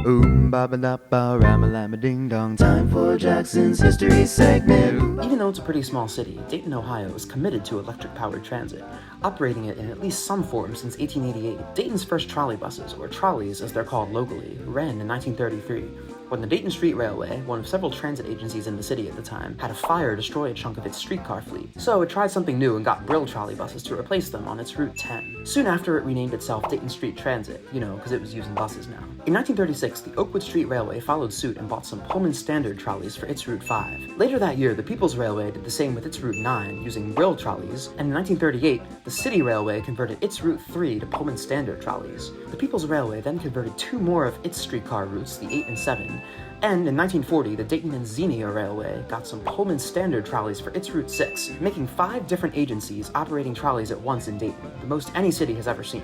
This state of affairs didn't last long. In 1941, the City Railway bought Dayton Street Transit, acquiring Route 10, and also converted one of its own streetcar lines, Route 4, to trolleys. During World War II, rubber tire shortages caused Dayton's transit agencies to cut back the 3, 7, and 8. After the war ended, the City Railway bought the People's Railway, taking over the 7, 8, and 9 in the process, then restored all the cuts made during the war. In 1947, it converted its last streetcar lines to trolleys, the 2 and the 1. These were both big lines, so the City Railway bought a bunch of Marmon-Harrington trolleys to handle the influx of passengers. In 1955, the City Railway and the Dayton and Xenia Railway merged under the name City Transit Company, or CTC, and the next year, the CTC bought out the Oakwood Street Railway, putting all Dayton's trolley lines under one umbrella. During the 50s and 60s, the CTC bought some used trolleys from other cities and also expanded the system a bit to reflect suburban sprawl. In 1972, the system went public under the name Miami Valley Regional Transit Authority, or RTA. The RTA's first item of business was to order some new trolleys to replace the motley fleet of 30-year-old ones it had inherited, and accordingly, it bought 64 Flyer trolleys in 1977. During the 80s and 90s, the RTA flirted with getting rid of trolleys altogether and just running diesel buses, but determined that the trolleys were still the most environmentally friendly and cost-efficient solution, so they kept them. And in the late 90s, it even bought a whole new fleet of ETI Skoda trolleys. Which, by the way, I inexplicably managed to be one of the last riders of in regular service. In 2002, the system became known as the Greater Dayton RTA.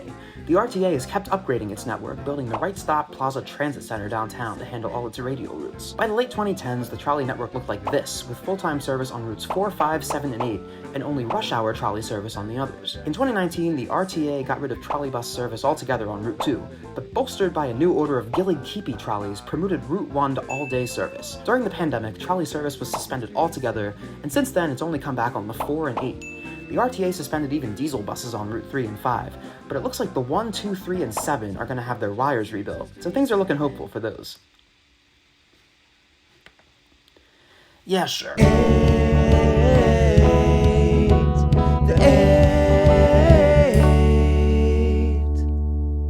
So, Africa is one of those songs where the harmony in the chorus is objectively cooler than the Oh, I didn't see you there. We just got off of a sleepless Greyhound night. It's clearly not the summer anymore for reasons that you'll see in this card here. Yeah, we're walking by a dead store. And we're about to ride Dayton's trolley buses. Woo! All one of them. 3 out of the 4 trolley buses that we're currently running in Dayton have been dieselized because of wire work downtown. Welcome to the Dayton RTA Northwest Hub, featuring trolley bus wire. Right. Out here next to this dead mall, this strode of death. Look how suburban we are right now. That is literally a Big Lots across the street. And there's the trolley bus wire. Nuts. Yeah, even if the system isn't electrified right now, it's still so awesome that this infrastructure exists. Here's the big transit center. RTA is a cashless system. Like, even the I got you. That's just so weird. But I don't have any working credit cards right now. It's a long story. But Tap pay smart card. Okay, here we go. Adult. Ooh, this is some adult content right here. All right, card. Let's go. Like, cash is even an option, but it was grayed out. There's a cash thing right here. Please collect your card below. Oh. Hey. All right. Graphic design is my passion, but like, okay. Pay card. So the 8 is our first bus. It's one of the diesels under Trolleybus wire. Look at that. 3 minutes, 31 minutes. Great frequency. Do you have a place to put a bunch of coins? Sure. My theory is that Dayton RTA is incredibly forward-thinking in every way aside from running a bus service. So they have this whole fare thing where the buses do not take cash. You have to have it on your phone or the ticket. It's like, that's like what a lot of big city agencies are trying to strive for eventually. They did it here. They bought Transit Royale for everyone. And they have trolley buses. They're like they're trying to expand the service, like, and yet they run buses every like 33 minutes. It's like, what? I do have to say, as someone who encounters SEPTA every day, so my standards for graphic design are low, but this is a nice looking livery, isn't it? I like the green. I don't really like the font or the logo. The green itself is nice. Are you trying to tell me that it's not in time to ride? I mean, trolley buses and stroads. It's like, that's just like the best combo. I mean, I hate stroads, but if you put trolley bus wires over them, it's like totally fine. It's so cool. This is a transit dream right now. This is also a very noisy diesel Gillig, so yeah, it's unfortunate. It has the Gillig bar, so we just found out that the Dayton RTA is free on weekends until the new year of 2022. I'm saying that because this video might come out in 2023, you never know. I do have to say, it's very exciting imagining a trolley bus going like 50 miles an hour down this strode. Right, this strode is a commercial graveyard. There are all these closed businesses. Haunted house. That's what you need to know about this commercial strip. Philly steak fish. It's 9:47 a.m. on a Saturday in like the deep suburbs. This bus isn't empty. We've been like 6 or 7 other people on this thing. Like, yeah. Clearly this bus is a light. Oh my god! I would not have pegged Dayton, Ohio as a hotspot of fall foliage, but so far the scenery we've been seeing around here is gorgeous. Several people have gone on at every stop. Like, this bus is kind of a full-seated load. This road work could be part of why this route isn't running trolley buses, because that would probably preclude running on wires. It is worth noting that Dayton specially ordered trolley buses that can run for like really long periods of time off wire, because they want to expand their system, but like not necessarily build all the infrastructure for it. So like have a bus be on wires up to a point, and then go on battery mode further. So Miles just saw a place where you can rewire, aka triangles, to use the technical term. So very technical. I see a skyline. The Dayton skyline. Very squat, boxy buildings. Looks like we take a left while the outbound goes right. There's like wire infrastructure. Look so at this cool. Sophisticated ass switching. Oh wait, 4-tracked bridge. There's 2 wires on each side. Oh my god. 4-track bridge. Although there's the switch. They switch early so that the bus can like get to the left lane. That's so cool. The nice view of the Dayton River. I don't know what the river is. Look at all these switches. Oh my gosh. Because you're dealing with these big wide roads that'll often have like wires switch off to let buses get into the left lane earlier. It's just like amazing that they had to compensate for that. And they actually did it. They went for it. There's so much infrastructure. Look at all these switches at this intersection, for instance. Like that's more than anything we saw in like Seattle. Or at least on par with, this seems like ooh, trolley bus. Whoa! Hey, it's the 4. We'll be riding that on that later. All right, so right now we are in the Right Stop Plaza, and which is the downtown hub. Oh, it's so cool. The bus is much emptier now, but that kind of makes sense because we're leaving downtown in the morning. We're crossing. Whoa! What kind of bridge is that? It looks like a Parker truss. Look, there's like single poles for both wires. Do you see that? That was so cool. We're just like in an industrial district. We got trolley buses in the middle of the factory area of town. Okay, taking a right turn. More industry. Wow. These wires seem really new. This must be an old streetcar. Otherwise, why would they have bothered to build this, right? Now we've got a median with single poles and then like taking out like wires on both sides. Oh wow, we got median beams going on. This is the variety of wire infrastructure we've seen on just this route alone is fascinating. I feel like the diversity of wire infrastructure on this ride has rivaled like Seattle in its entirety. I know. Like, there's an old loop right there. Do you see that? It's all wire. Oh my god. That must have been a short turn. Think of how scenic this would be, like a trolley bus running along this lake, like completely wired still. This is a really cool neighborhood too. This is the route of the 1. And we're going to turn to join that as we head into the West Town Hub. What era is that? West Town Hub. Yeah, I think so. All right, that's some 60s ass lettering. Might have been neon at one point. Thank you. Thank you. Another fully wired trolley bus loop.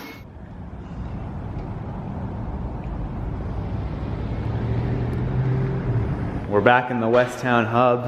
It smells like cigarette smoke in here, if I'm being honest. And we're about to get the one.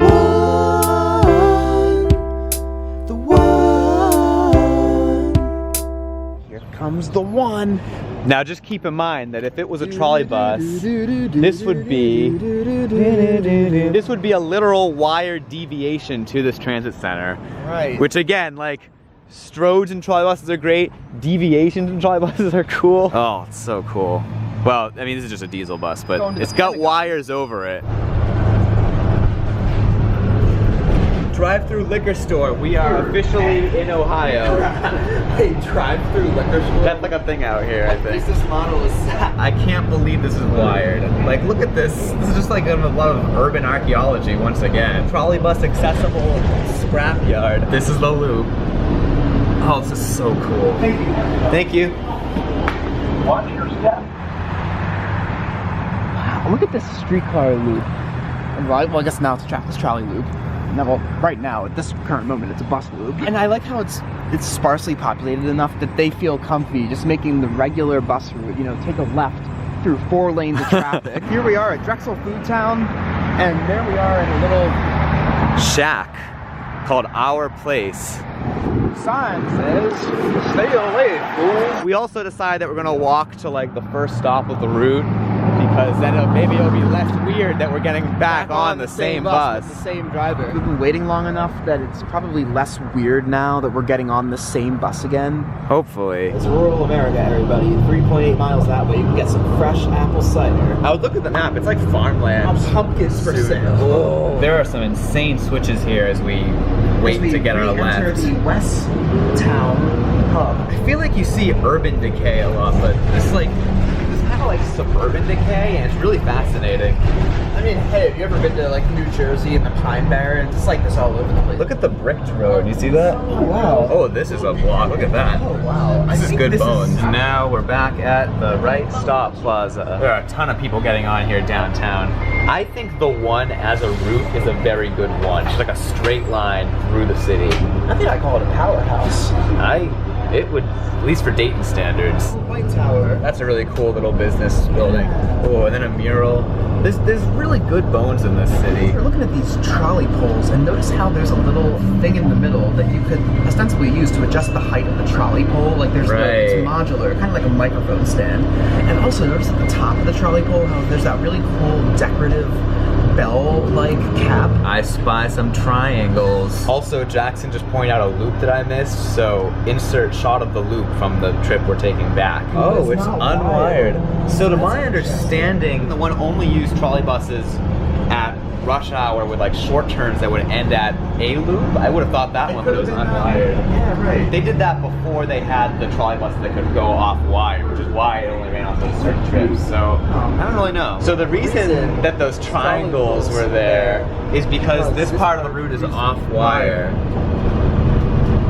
I feel like Here you go, Air Force foamers. Enjoy. We're at the confluence of some chains that you don't really see in Philly that much. On that corner, you got yourself a Waffle House. And over here, we have Hardee's, which specializes in, quote, charbroiled thick burgers. Oh. We're also beginning the deviation on this variant of the one, because it has two variants. One that goes via Pentagon, the other one just goes like direct. So we'll do the direct one coming back. It's Pentagon pointy. We're in Fairborn, a city in motion. It's worth noting that most of the buses getting off here, because there's a Walmart over there. There's a Sam's Club over here. That makes me wonder why they wouldn't just run every trip this way, because the direct route isn't serving much extra. Like, I guess it just gets people to the university faster. But this route's every like 50 minutes. It seems like, right, a lot of people want to get off here. There's a Giordano's out here. That's that big of a chain. Is Giordano's famous? What's Giordano's? We ate there in Chicago. It's the deep dish pizza place. I thought we ate the original Uno in Chicago.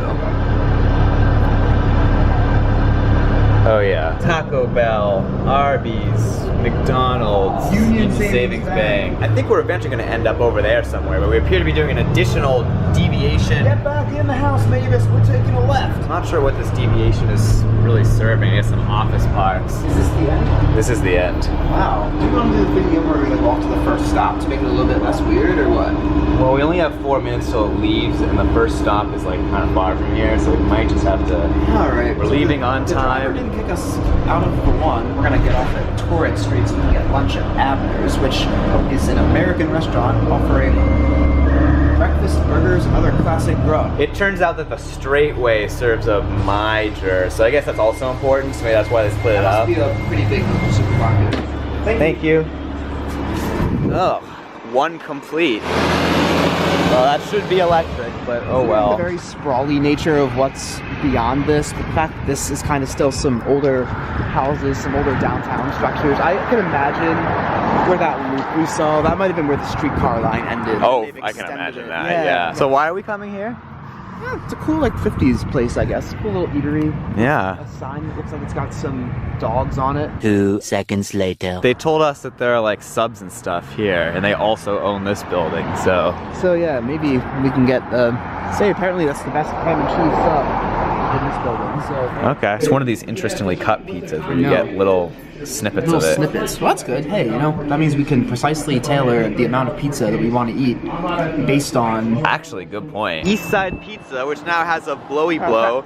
Very good. That was some unexpectedly good. Some trolleybus wires down the main drag, and we got us a Dayton mural. All right, well, we're gonna take this back to downtown and then get the 4.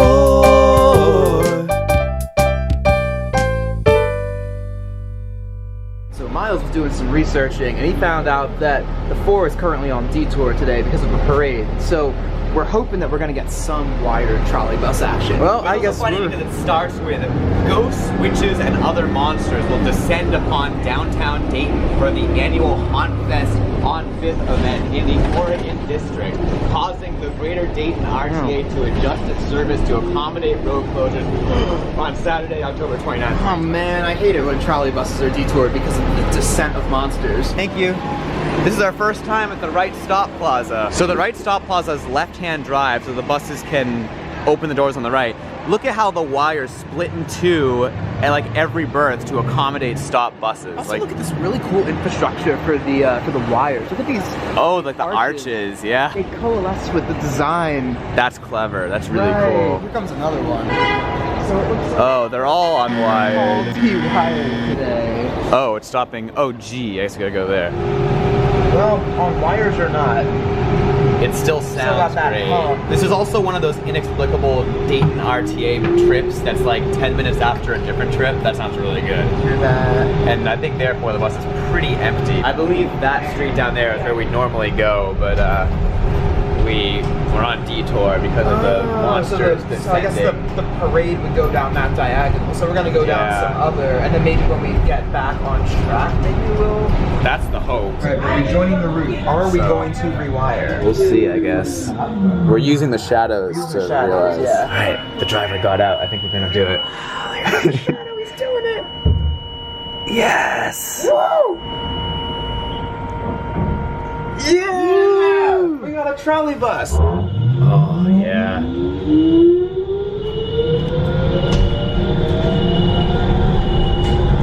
See, this is more like it. We're just like flying flying down this street in a trolley bus, like, and there's no noise. There's no engine noise. Like, it's completely silent. You got that shadow going by suburbs. It's so cool. There's a neon ass sign right there. Oh, here.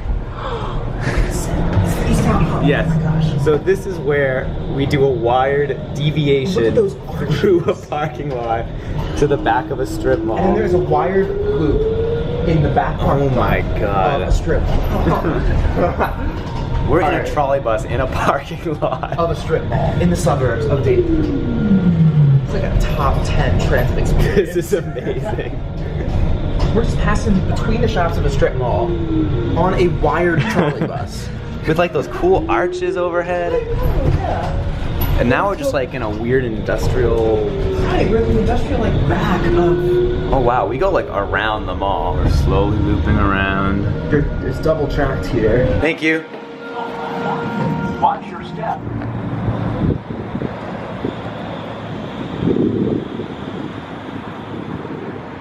So now we're waiting for a 4 that will run express on the highway, theoretically, back to the right stop of it. It won't be on wires on the highway, but I'm sure we'll get some great sounds out of it. Just a comment, RTA does wraps really well. Like, there's not really dots on this bus. There's always windows you can see out, but it's still a distinctive blue bus with like a wrap on it. By with my little eye, a fucking un-ass wired. Well, you know, ruined that shot. I'm sorry. It's already consigned to be the Downtown Express, so it pre-dewired itself. Oh, hit the curb a little bit. We appear to be rewiring. Hey, so maybe we won't take the highway. Are we just gonna be like a 4 that doesn't stop? That would actually be kind of fun. Here we go, through the archway. So in theory, I'm supposed to go that way to the highway, but I guess we'll just take the regular route. Okay. We just pulled over. We stopped. I think we dewired ourselves. Did you hear the clunking? I heard a clunk sound. So maybe now we're gonna get on the highway. Maybe that was just to recharge the battery a little bit. We're heading off route. Yep. So maybe we will indeed take the highway. I mean, all right, why else would we get on the highway? We're on a battery bus on US 35. Heck yeah. Let's go. Definitely not the fastest, but it is so quiet. Battery buses might have their problems, but they're still pretty cool. I mean, this was charged using trolley buses. Trolley bus wires definitely contributed to the success we're having right now. Exactly. That was like, I don't know. That was exhilarating. That was a very brief, like, 6 or 7 minute express, and we're already downtown again. And now it's going. I wonder where it's going now. Look at the way the wire, like. So majestic.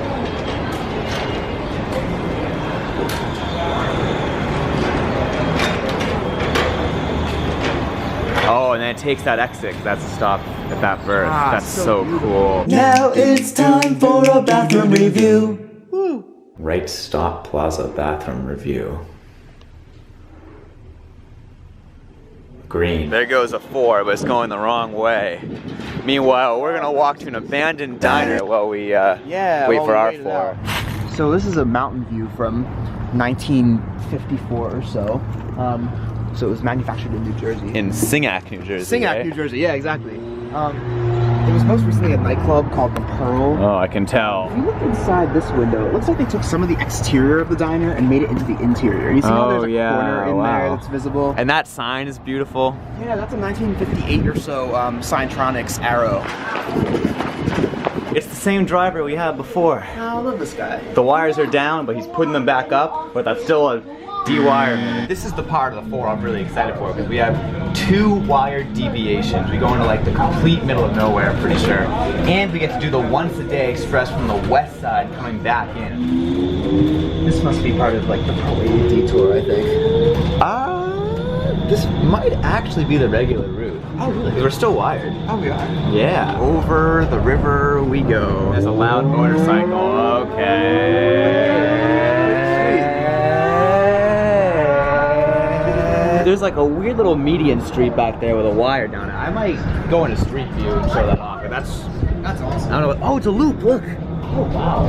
So that would have looped around. Now we're branching off from the one. Have fun. We are flying down this median street right now. So I think we're now in a wired left turn lane, and we're making a wired turn onto that little street. We're going down there Yeah. on a trolley bus. There's not even a lane marking. This is kind of a free-for-all street. There's trolley bus. There's one. Oh, hell, okay. Oh, here we go. All right, so goodbye. Alright, so that's One-way means now that section. This is the coolest transit experience I have ever had. Look at this. Oh my god. Look at this. Fairgrounds? Where are So we're gonna go down there later, but first we have to do like the double deviation that the Ford does out here, which I'm psyched for. So there's like more switches because that's a wired deviation that we'll do later. then. Yeah. Okay, all right. This is like the middle of nowhere. Right now we're in downtown nowhere. And this street is so narrow and we're just flying down it. It's like, if this was a regular bus route, I'd look at the routing and be like, what the heck? That's so stupid. But it's all wired, so it's totally okay. This is stupid routing. All of a sudden, the sidewalk's gone. It's just like, oh, here's the little loop. Oh, we got a streetcar. So we like loop around this. This is all a wired deviation just to serve this little loop, which actually is getting ridership. Two offs, two offs. Yeah, right. So people clearly use this. One pole supporting like everything in this loop. Look at the color of those leaves. Perfect trolley bus riding weather. You know, like this loop would be a great place for photos too. Like It's a shame that this is served so infrequently because I want to take pictures at every single one of these spots along this route. It's residential on the street. It's all completely wired. And they have to do switches for all this too, because it's like deviations. Right. You're crossing over yourself. Yeah. Oh my gosh, this street is tiny. It's almost like there shouldn't be a bus going down here or something. But I'm okay with it. This is a trolley bus. I'm delighted. Look at this 60s development we're in the middle of right now. These are all single-story bungalows.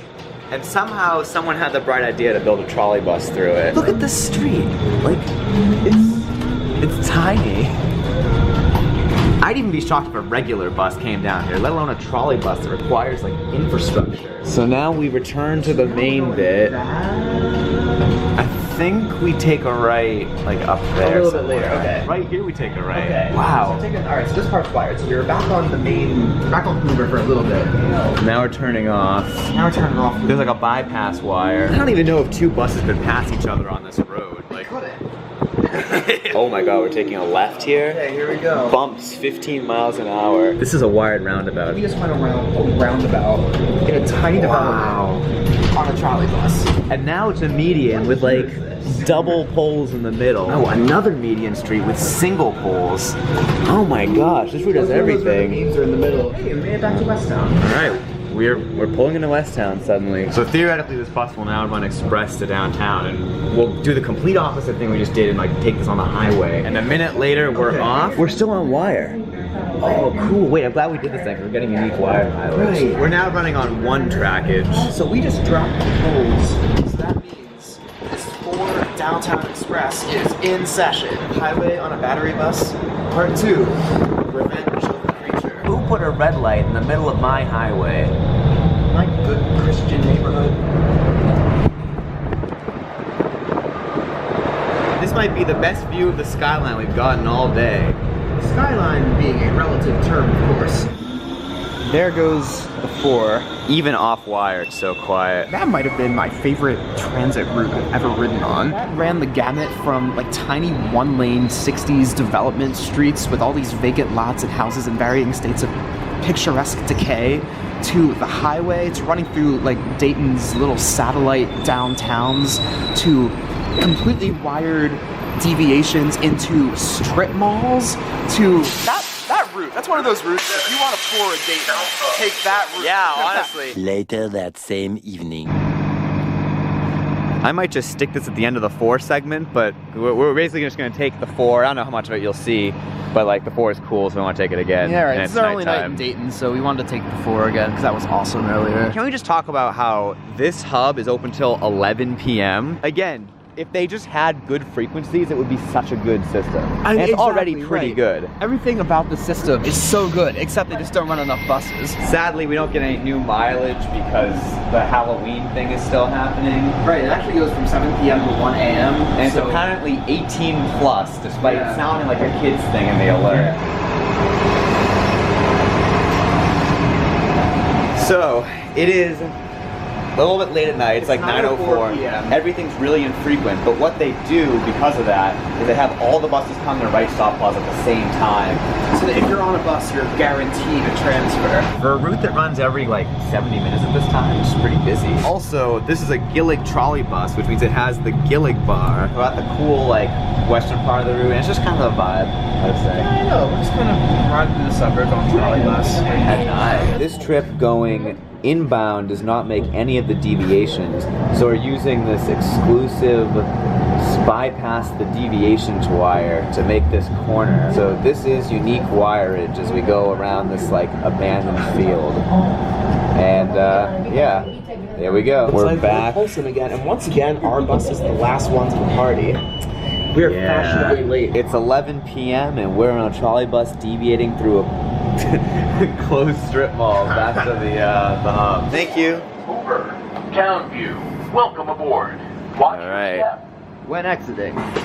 Well, we now return to your regularly scheduled Dayton. 7777777. Now it's time to take the 7 to Major.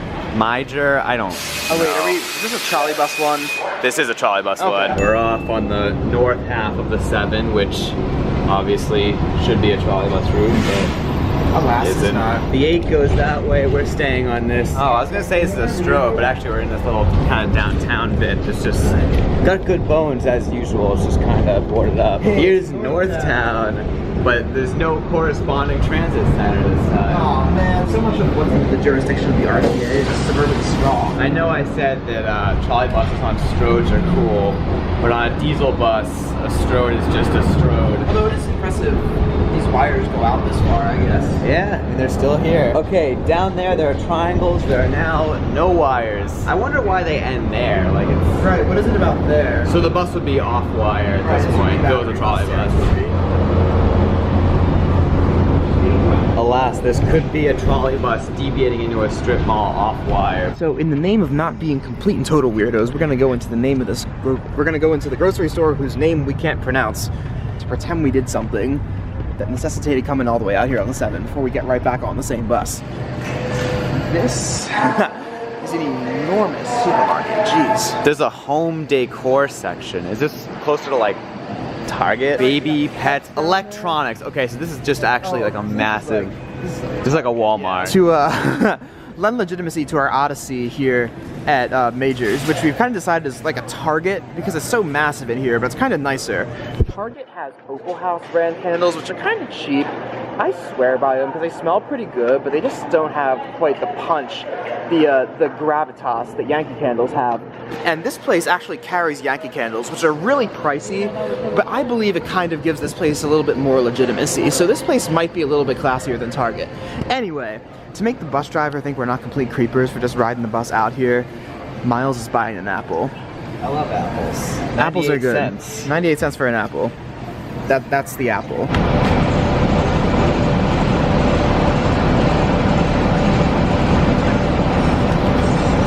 We're leaving insert store here, and still don't know how to pronounce it. We did not learn that in this odyssey. Notice on the screen there are wires, but then if you pan to the left, there's no wires. This is where the wires for the 7 begin. We're still choogling on the 7, and in other news, I'm making Miles here listen to Lucky Man by Emerson, Lake and Palmer, which he's never heard before. Is it still quiet? it's okay. I mean, it's by 7. Later. Here's our 7.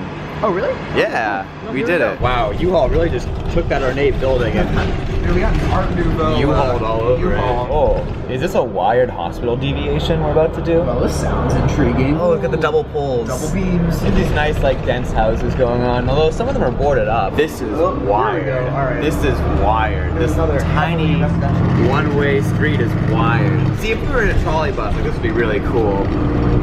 Even now, it's still kind of neat to be on a city bus like, on the street.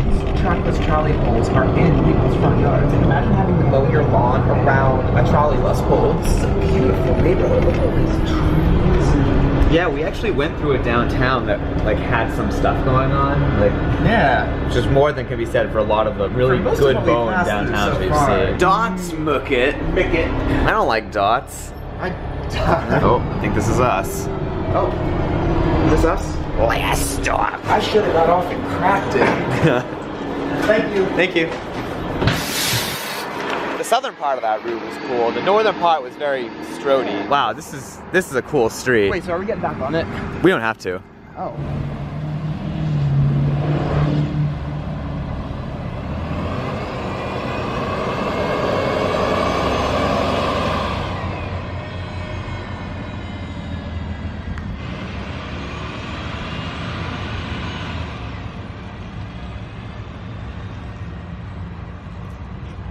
It's a shame trolley buses aren't running here right now because this is actually really cool. Awesome, yeah. Just like being here with these wires over us in this tiny street. Like, it's a street so small that you can just walk in the street if you want. This is like the neighborhood I grew up in, and here we got trolley bus routes running through it. I know most urbanists don't really support developments like this, but if you add trolley buses to them, I'd say they become pretty cool. You can barely see them with the trees. I know, it doesn't detract any from this neighborhood. So I grew up in a development very much like this in the suburbs of Philadelphia.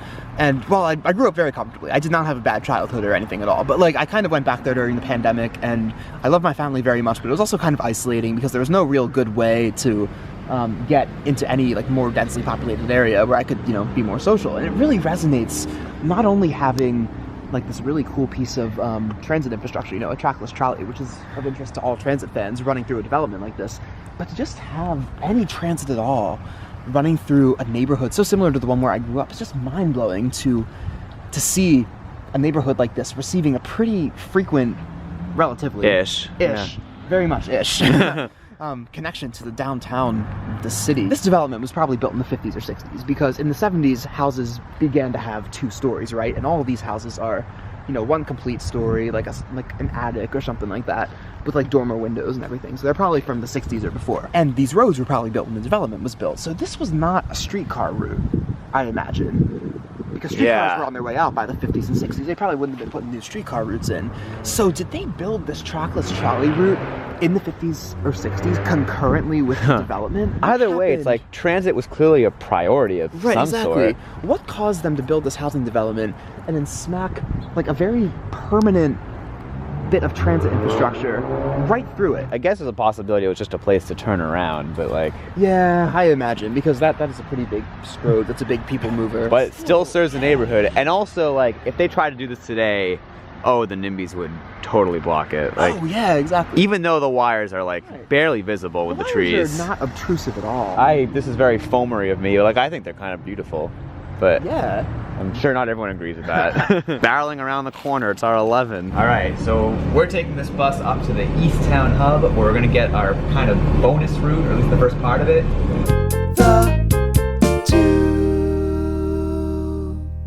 Thank you. And right there, our 2 is waiting.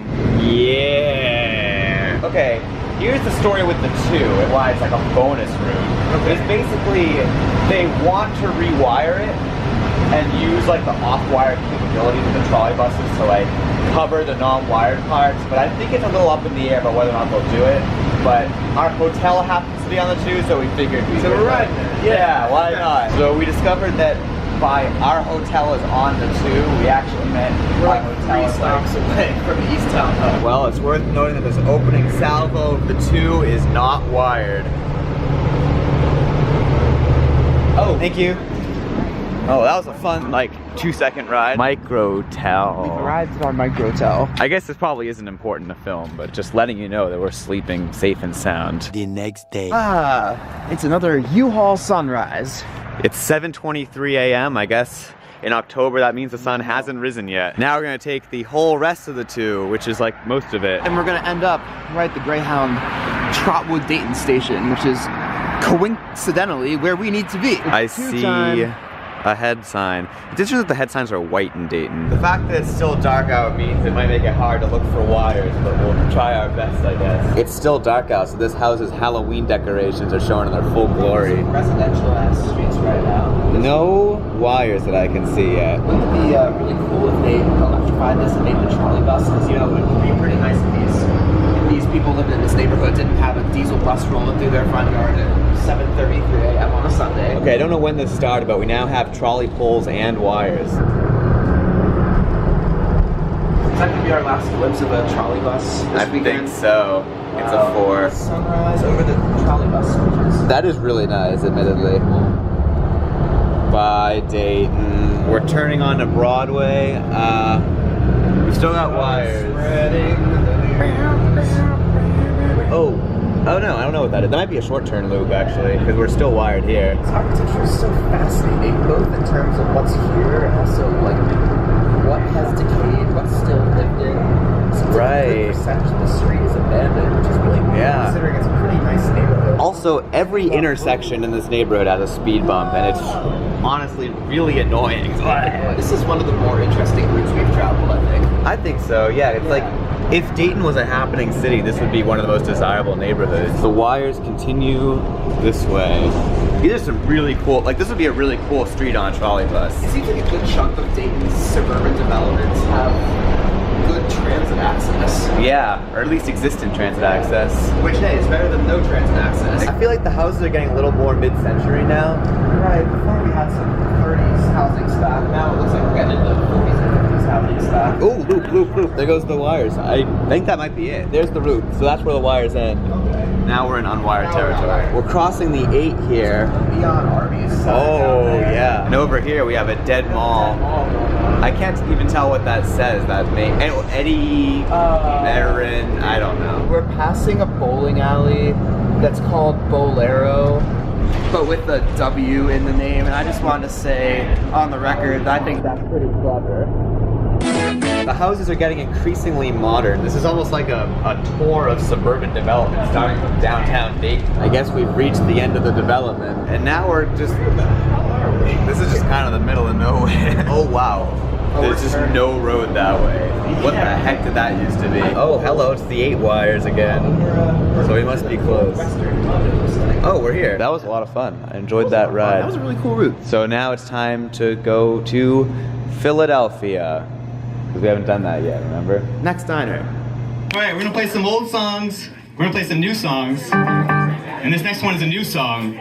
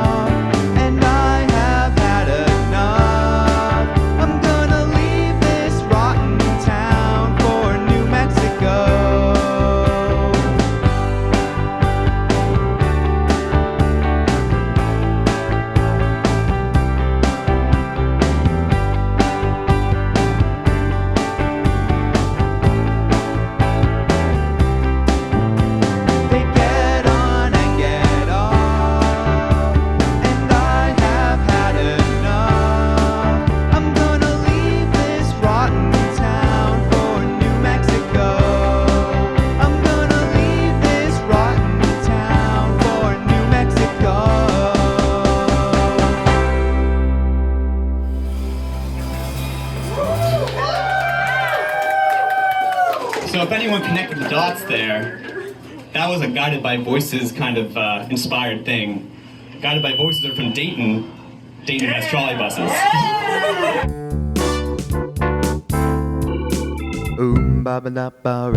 Ding dong. Time for Jackson's history segment. Despite Philadelphia holding onto them more tenaciously than most other U.S. cities, trolleybuses, or trackless trolleys as they're called locally, have always been somewhat of an afterthought there. Still, Philadelphia can claim one notable bit of trolleybus history. In 1923, Philadelphia Rapid Transit, or PRT, the city's transit agency at the time, established the very first trolleybus line in the country, Route 80, which ran on Oregon Avenue. In 1938, the PRT transformed into the Philadelphia Transportation Company, or PTC, and during the 40s and 50s, the PTC experimented with getting rid of select streetcar lines and replacing them with trackless trolleys. In order, the 61, 75, 29, 59, 66, and 79. Routes were selected to receive trackless trolleys, as opposed to diesel buses, in a pretty scattershot way, without much rhyme or reason. The South Philly lines used Brill trackless trolleys, and the North Philly lines used Marmot-Harrington ones. Also check out these super cute mini Brills used on the 80.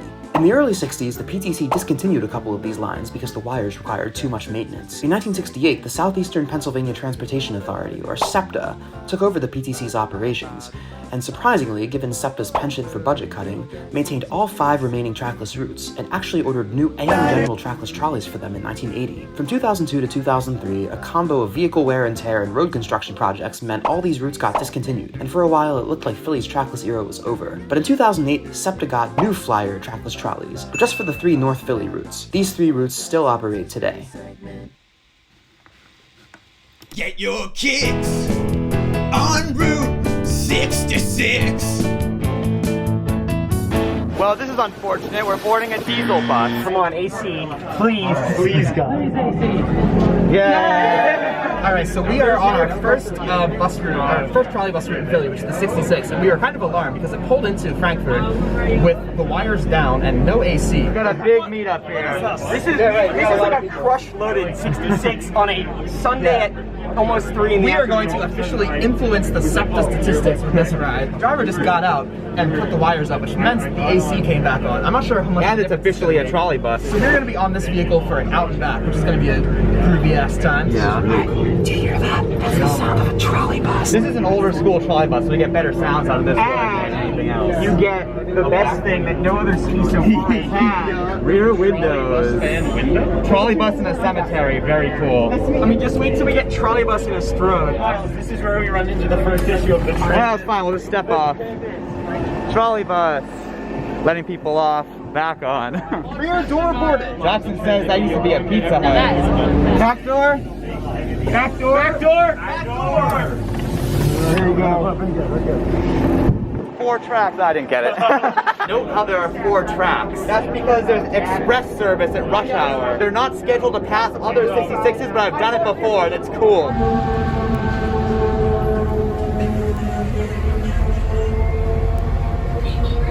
The ice cream place tastes like an ice cream. It is a duck. Where's the duck? No, it looks like a duck. It looks like an ice cream. 61st in Baltimore. Oh, really? That's right. You can see how the 4 tracks merge into 2 for a sec, because there's a stop there, and then they come back to 4. I've now come to the front of the bus with some of these people. Here it is, oldest roadway bridge in America. Someone back there, confirm if we de-wired or not. The combined force of We de-wired, all right. Wow, that's a difficult operation. Oh, yeah! This is McGargy, right? Yeah. Is it? McGargy!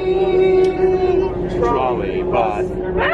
And then here's the dining car. There it is. Very good dining. Trolley bus accessible baseball field. This trolley bus passes so many cemeteries. It's that trolley bus of death. Miles, I think this bus is entirely Really? This whole bus is made? He's got an on and off. Yeah. It may well be. We're entering the loop.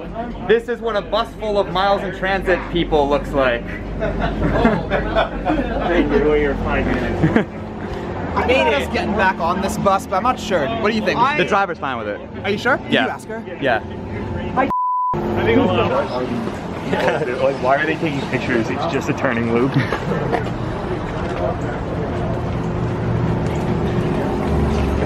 Caution. Bus is turning. Hey Miles, it's your favorite bus route. Oh jeez. It's deservedly smothered in some kind of brown item. I like the deviation inset. Oh yeah, showing that's you warrant important. deviation. Alright, here we go back on. Okay though. That's too bad, Jeremy. I don't know what to say. So you're not even here with all these people. You just came riding the bus and there's a million people on here. Wow. Well, good to see you. Alright, we're off. I feel like, Miles, you should note that is the city line right there. Right. The 66 is a long route. They don't call it City Line Loop for nothing. That's sunny. Oh my god. Miles was like, I'm gonna get a nice front shot out the window, and then I started pulling over. He was like, oh, that's Sunny. Hi, Sunny. How was Trenton Airport? Greg Loop, the short turn. I think there's an 88 in Greg Loop. There's also another short turn we're gonna have to remember to get. This is Cotman Ave. You can see the loop track coming around. This is the third short turn of the 66. 58. 59. Okay, we're going to 58 off and then I'm back to the Miles, where's the 58? I don't know. Thank you so much. A big thank the bus driver for this one. We're trying to find the berth of the 58, which we're going to take up to the...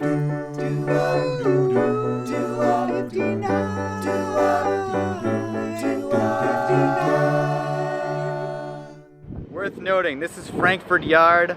This is where the trolley buses are stored. Now we're going to go back to our 58. Oh, it's Dots! Oh. So where are we getting off this bus to get the 59, Jeremy? Not Napful.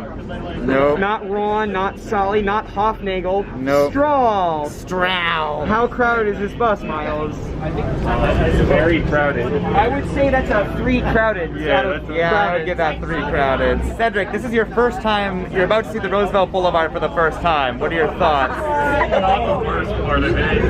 This is like the worst. Is this not full roads? The middle lanes are supposed to be express lanes, but they have almost just as many lights as like the outer lanes. I don't even understand the point. We're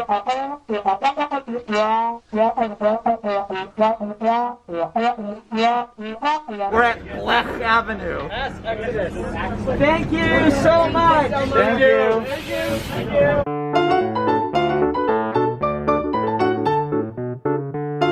Yay! Alright. So, if we look across the street, we will see a trolley bus loop. Alright, let's We're gonna jaywalk. Are we jaywalking across the street? How often is this? It's every half hour. Because it's a Sunday, Right. Because no one takes the bus on Sundays, obviously.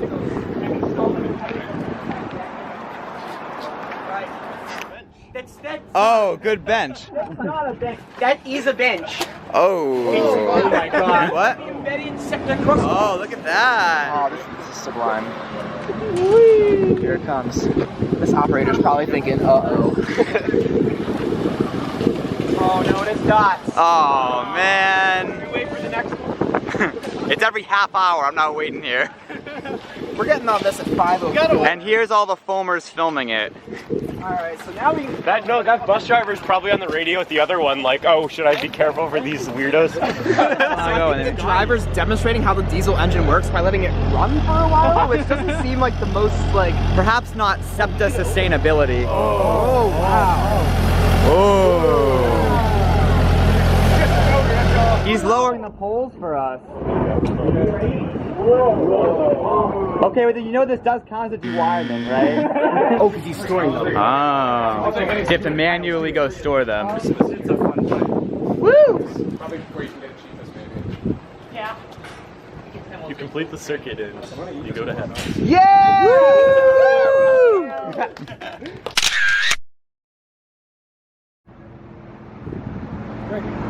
Jackson, we're like celebrities. Hey, Miles Jeremy, do you want a Mars bar?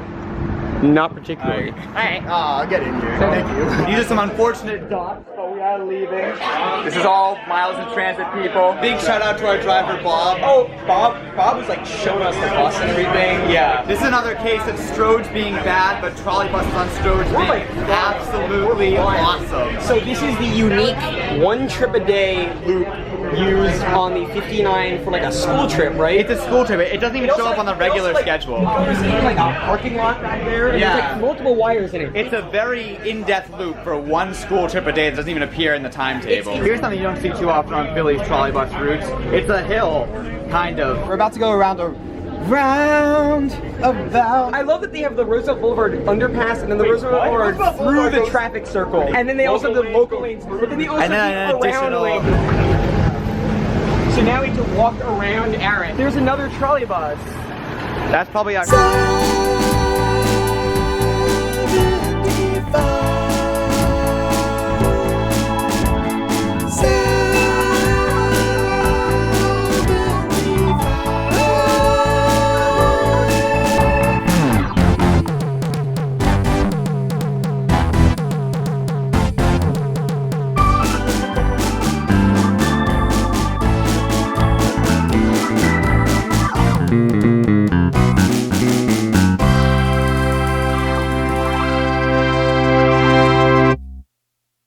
That's gonna be our 75.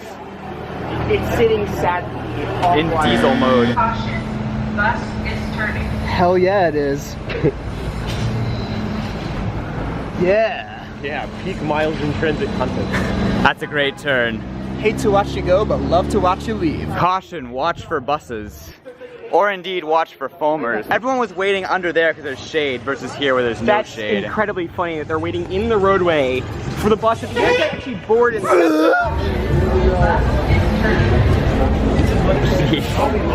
Very accessible pickup point. 75. Service to Wayne Junction. Welcome to Jackson. This is our last trolley bus, right? I mean, we still have to go to Dayton, but I get the rhetorical point you're making, and I am excited. Well, we're filming Dayton after, so Dayton will have come before in the video. Heck yeah! Here we go. I think we have an aggressive driver based on the way he like floored it up like 20 feet to the stopping point. Welcome to Route 75, service to Norristown, by way of Wyoming Avenue. Oh my god! Wow, we're flying down this tiny. There's a stop sign, but that does not stop this driver. Oh yeah. Gunning you. That's about to shut. Oh my. Stop sign. That was not a stop. Oh my god, we're going downhill. Yeah. This is a roller coaster. This is the fastest. This is faster than a 66. Oh my god. There's a red light. What are we gonna do? Oh, well, we'll probably stop for that. Oh, here we go. We take the slip lane. Yeah. Again, slip lanes are good when trackless trolleys use them. Yes. Oh my god. Wait, the person in the chair in the middle of the This is the most Philly possible way to end this video. Is the driver driving a trolleybus recklessly. People like sitting in lawn chairs in the middle of the street. Next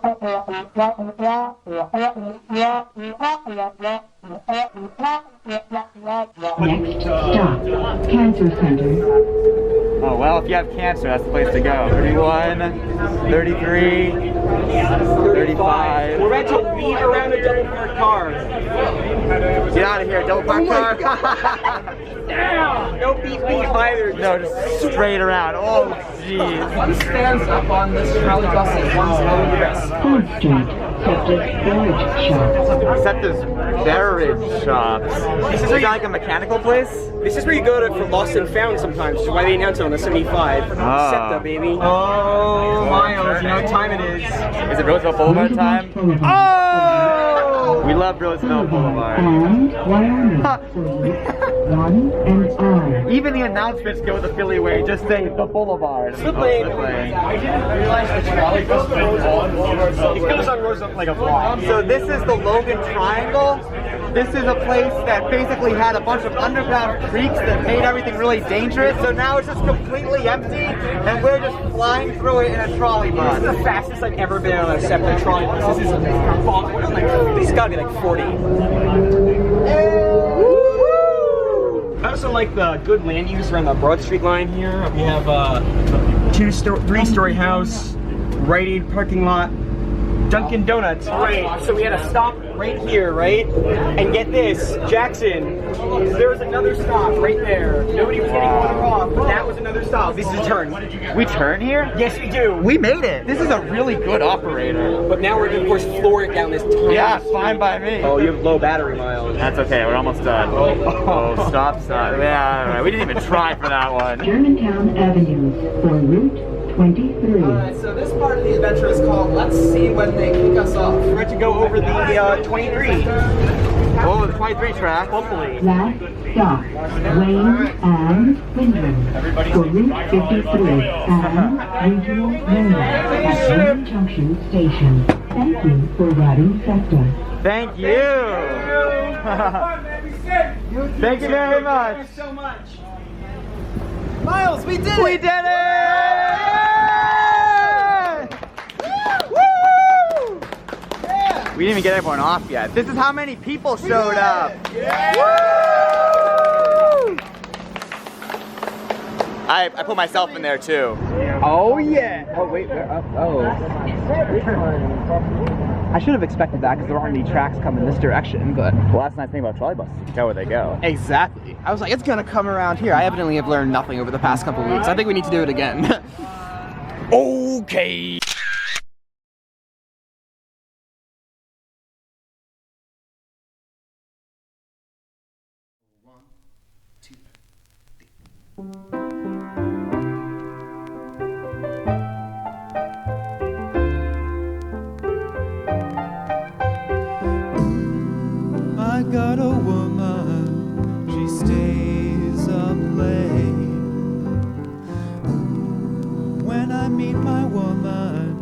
sometimes I have to wait. My woman hardly ever runs on time.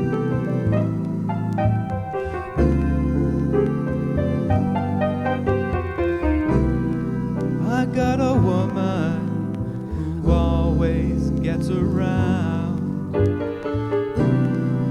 but when I need her most, she's nowhere to be found.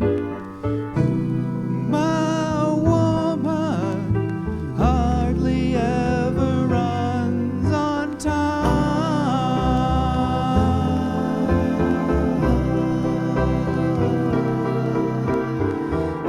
She's 27, but she's got no money to get her life together. Whenever I see her, I feel so funny, 'cause I know she's not getting much better.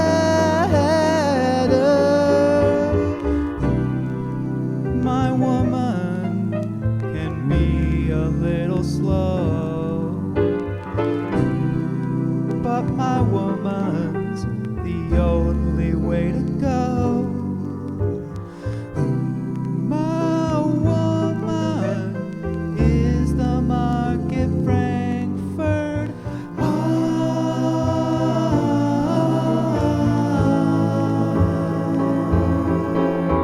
My woman is the Market Frankfurt line.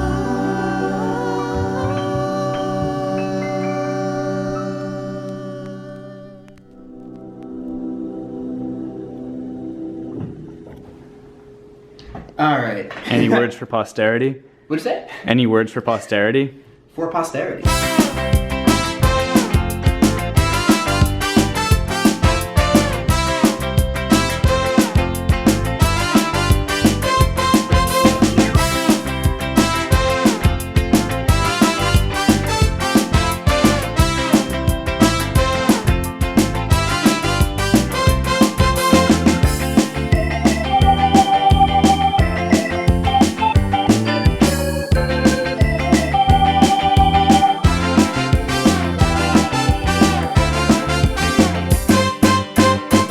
It's really late and I'm trying to get a draft of this video out soon so I can get out to Patreon early, so I can then get out to the world at the right time. But if you made it this far, thank you so much, because this was a really long video. And yeah, I don't really have much else for you, but I know that last year I did kind of a tell me your favorite miles in transit moment of the year thing, and I really liked reading the comments of that. So if you feel so inclined, if you've made it this far and you're not sick of me yet, feel free to write that down in the comments. Thanks so much. I mean, I don't know, yeah, I could probably go on, but it's been a pleasure. Thank you.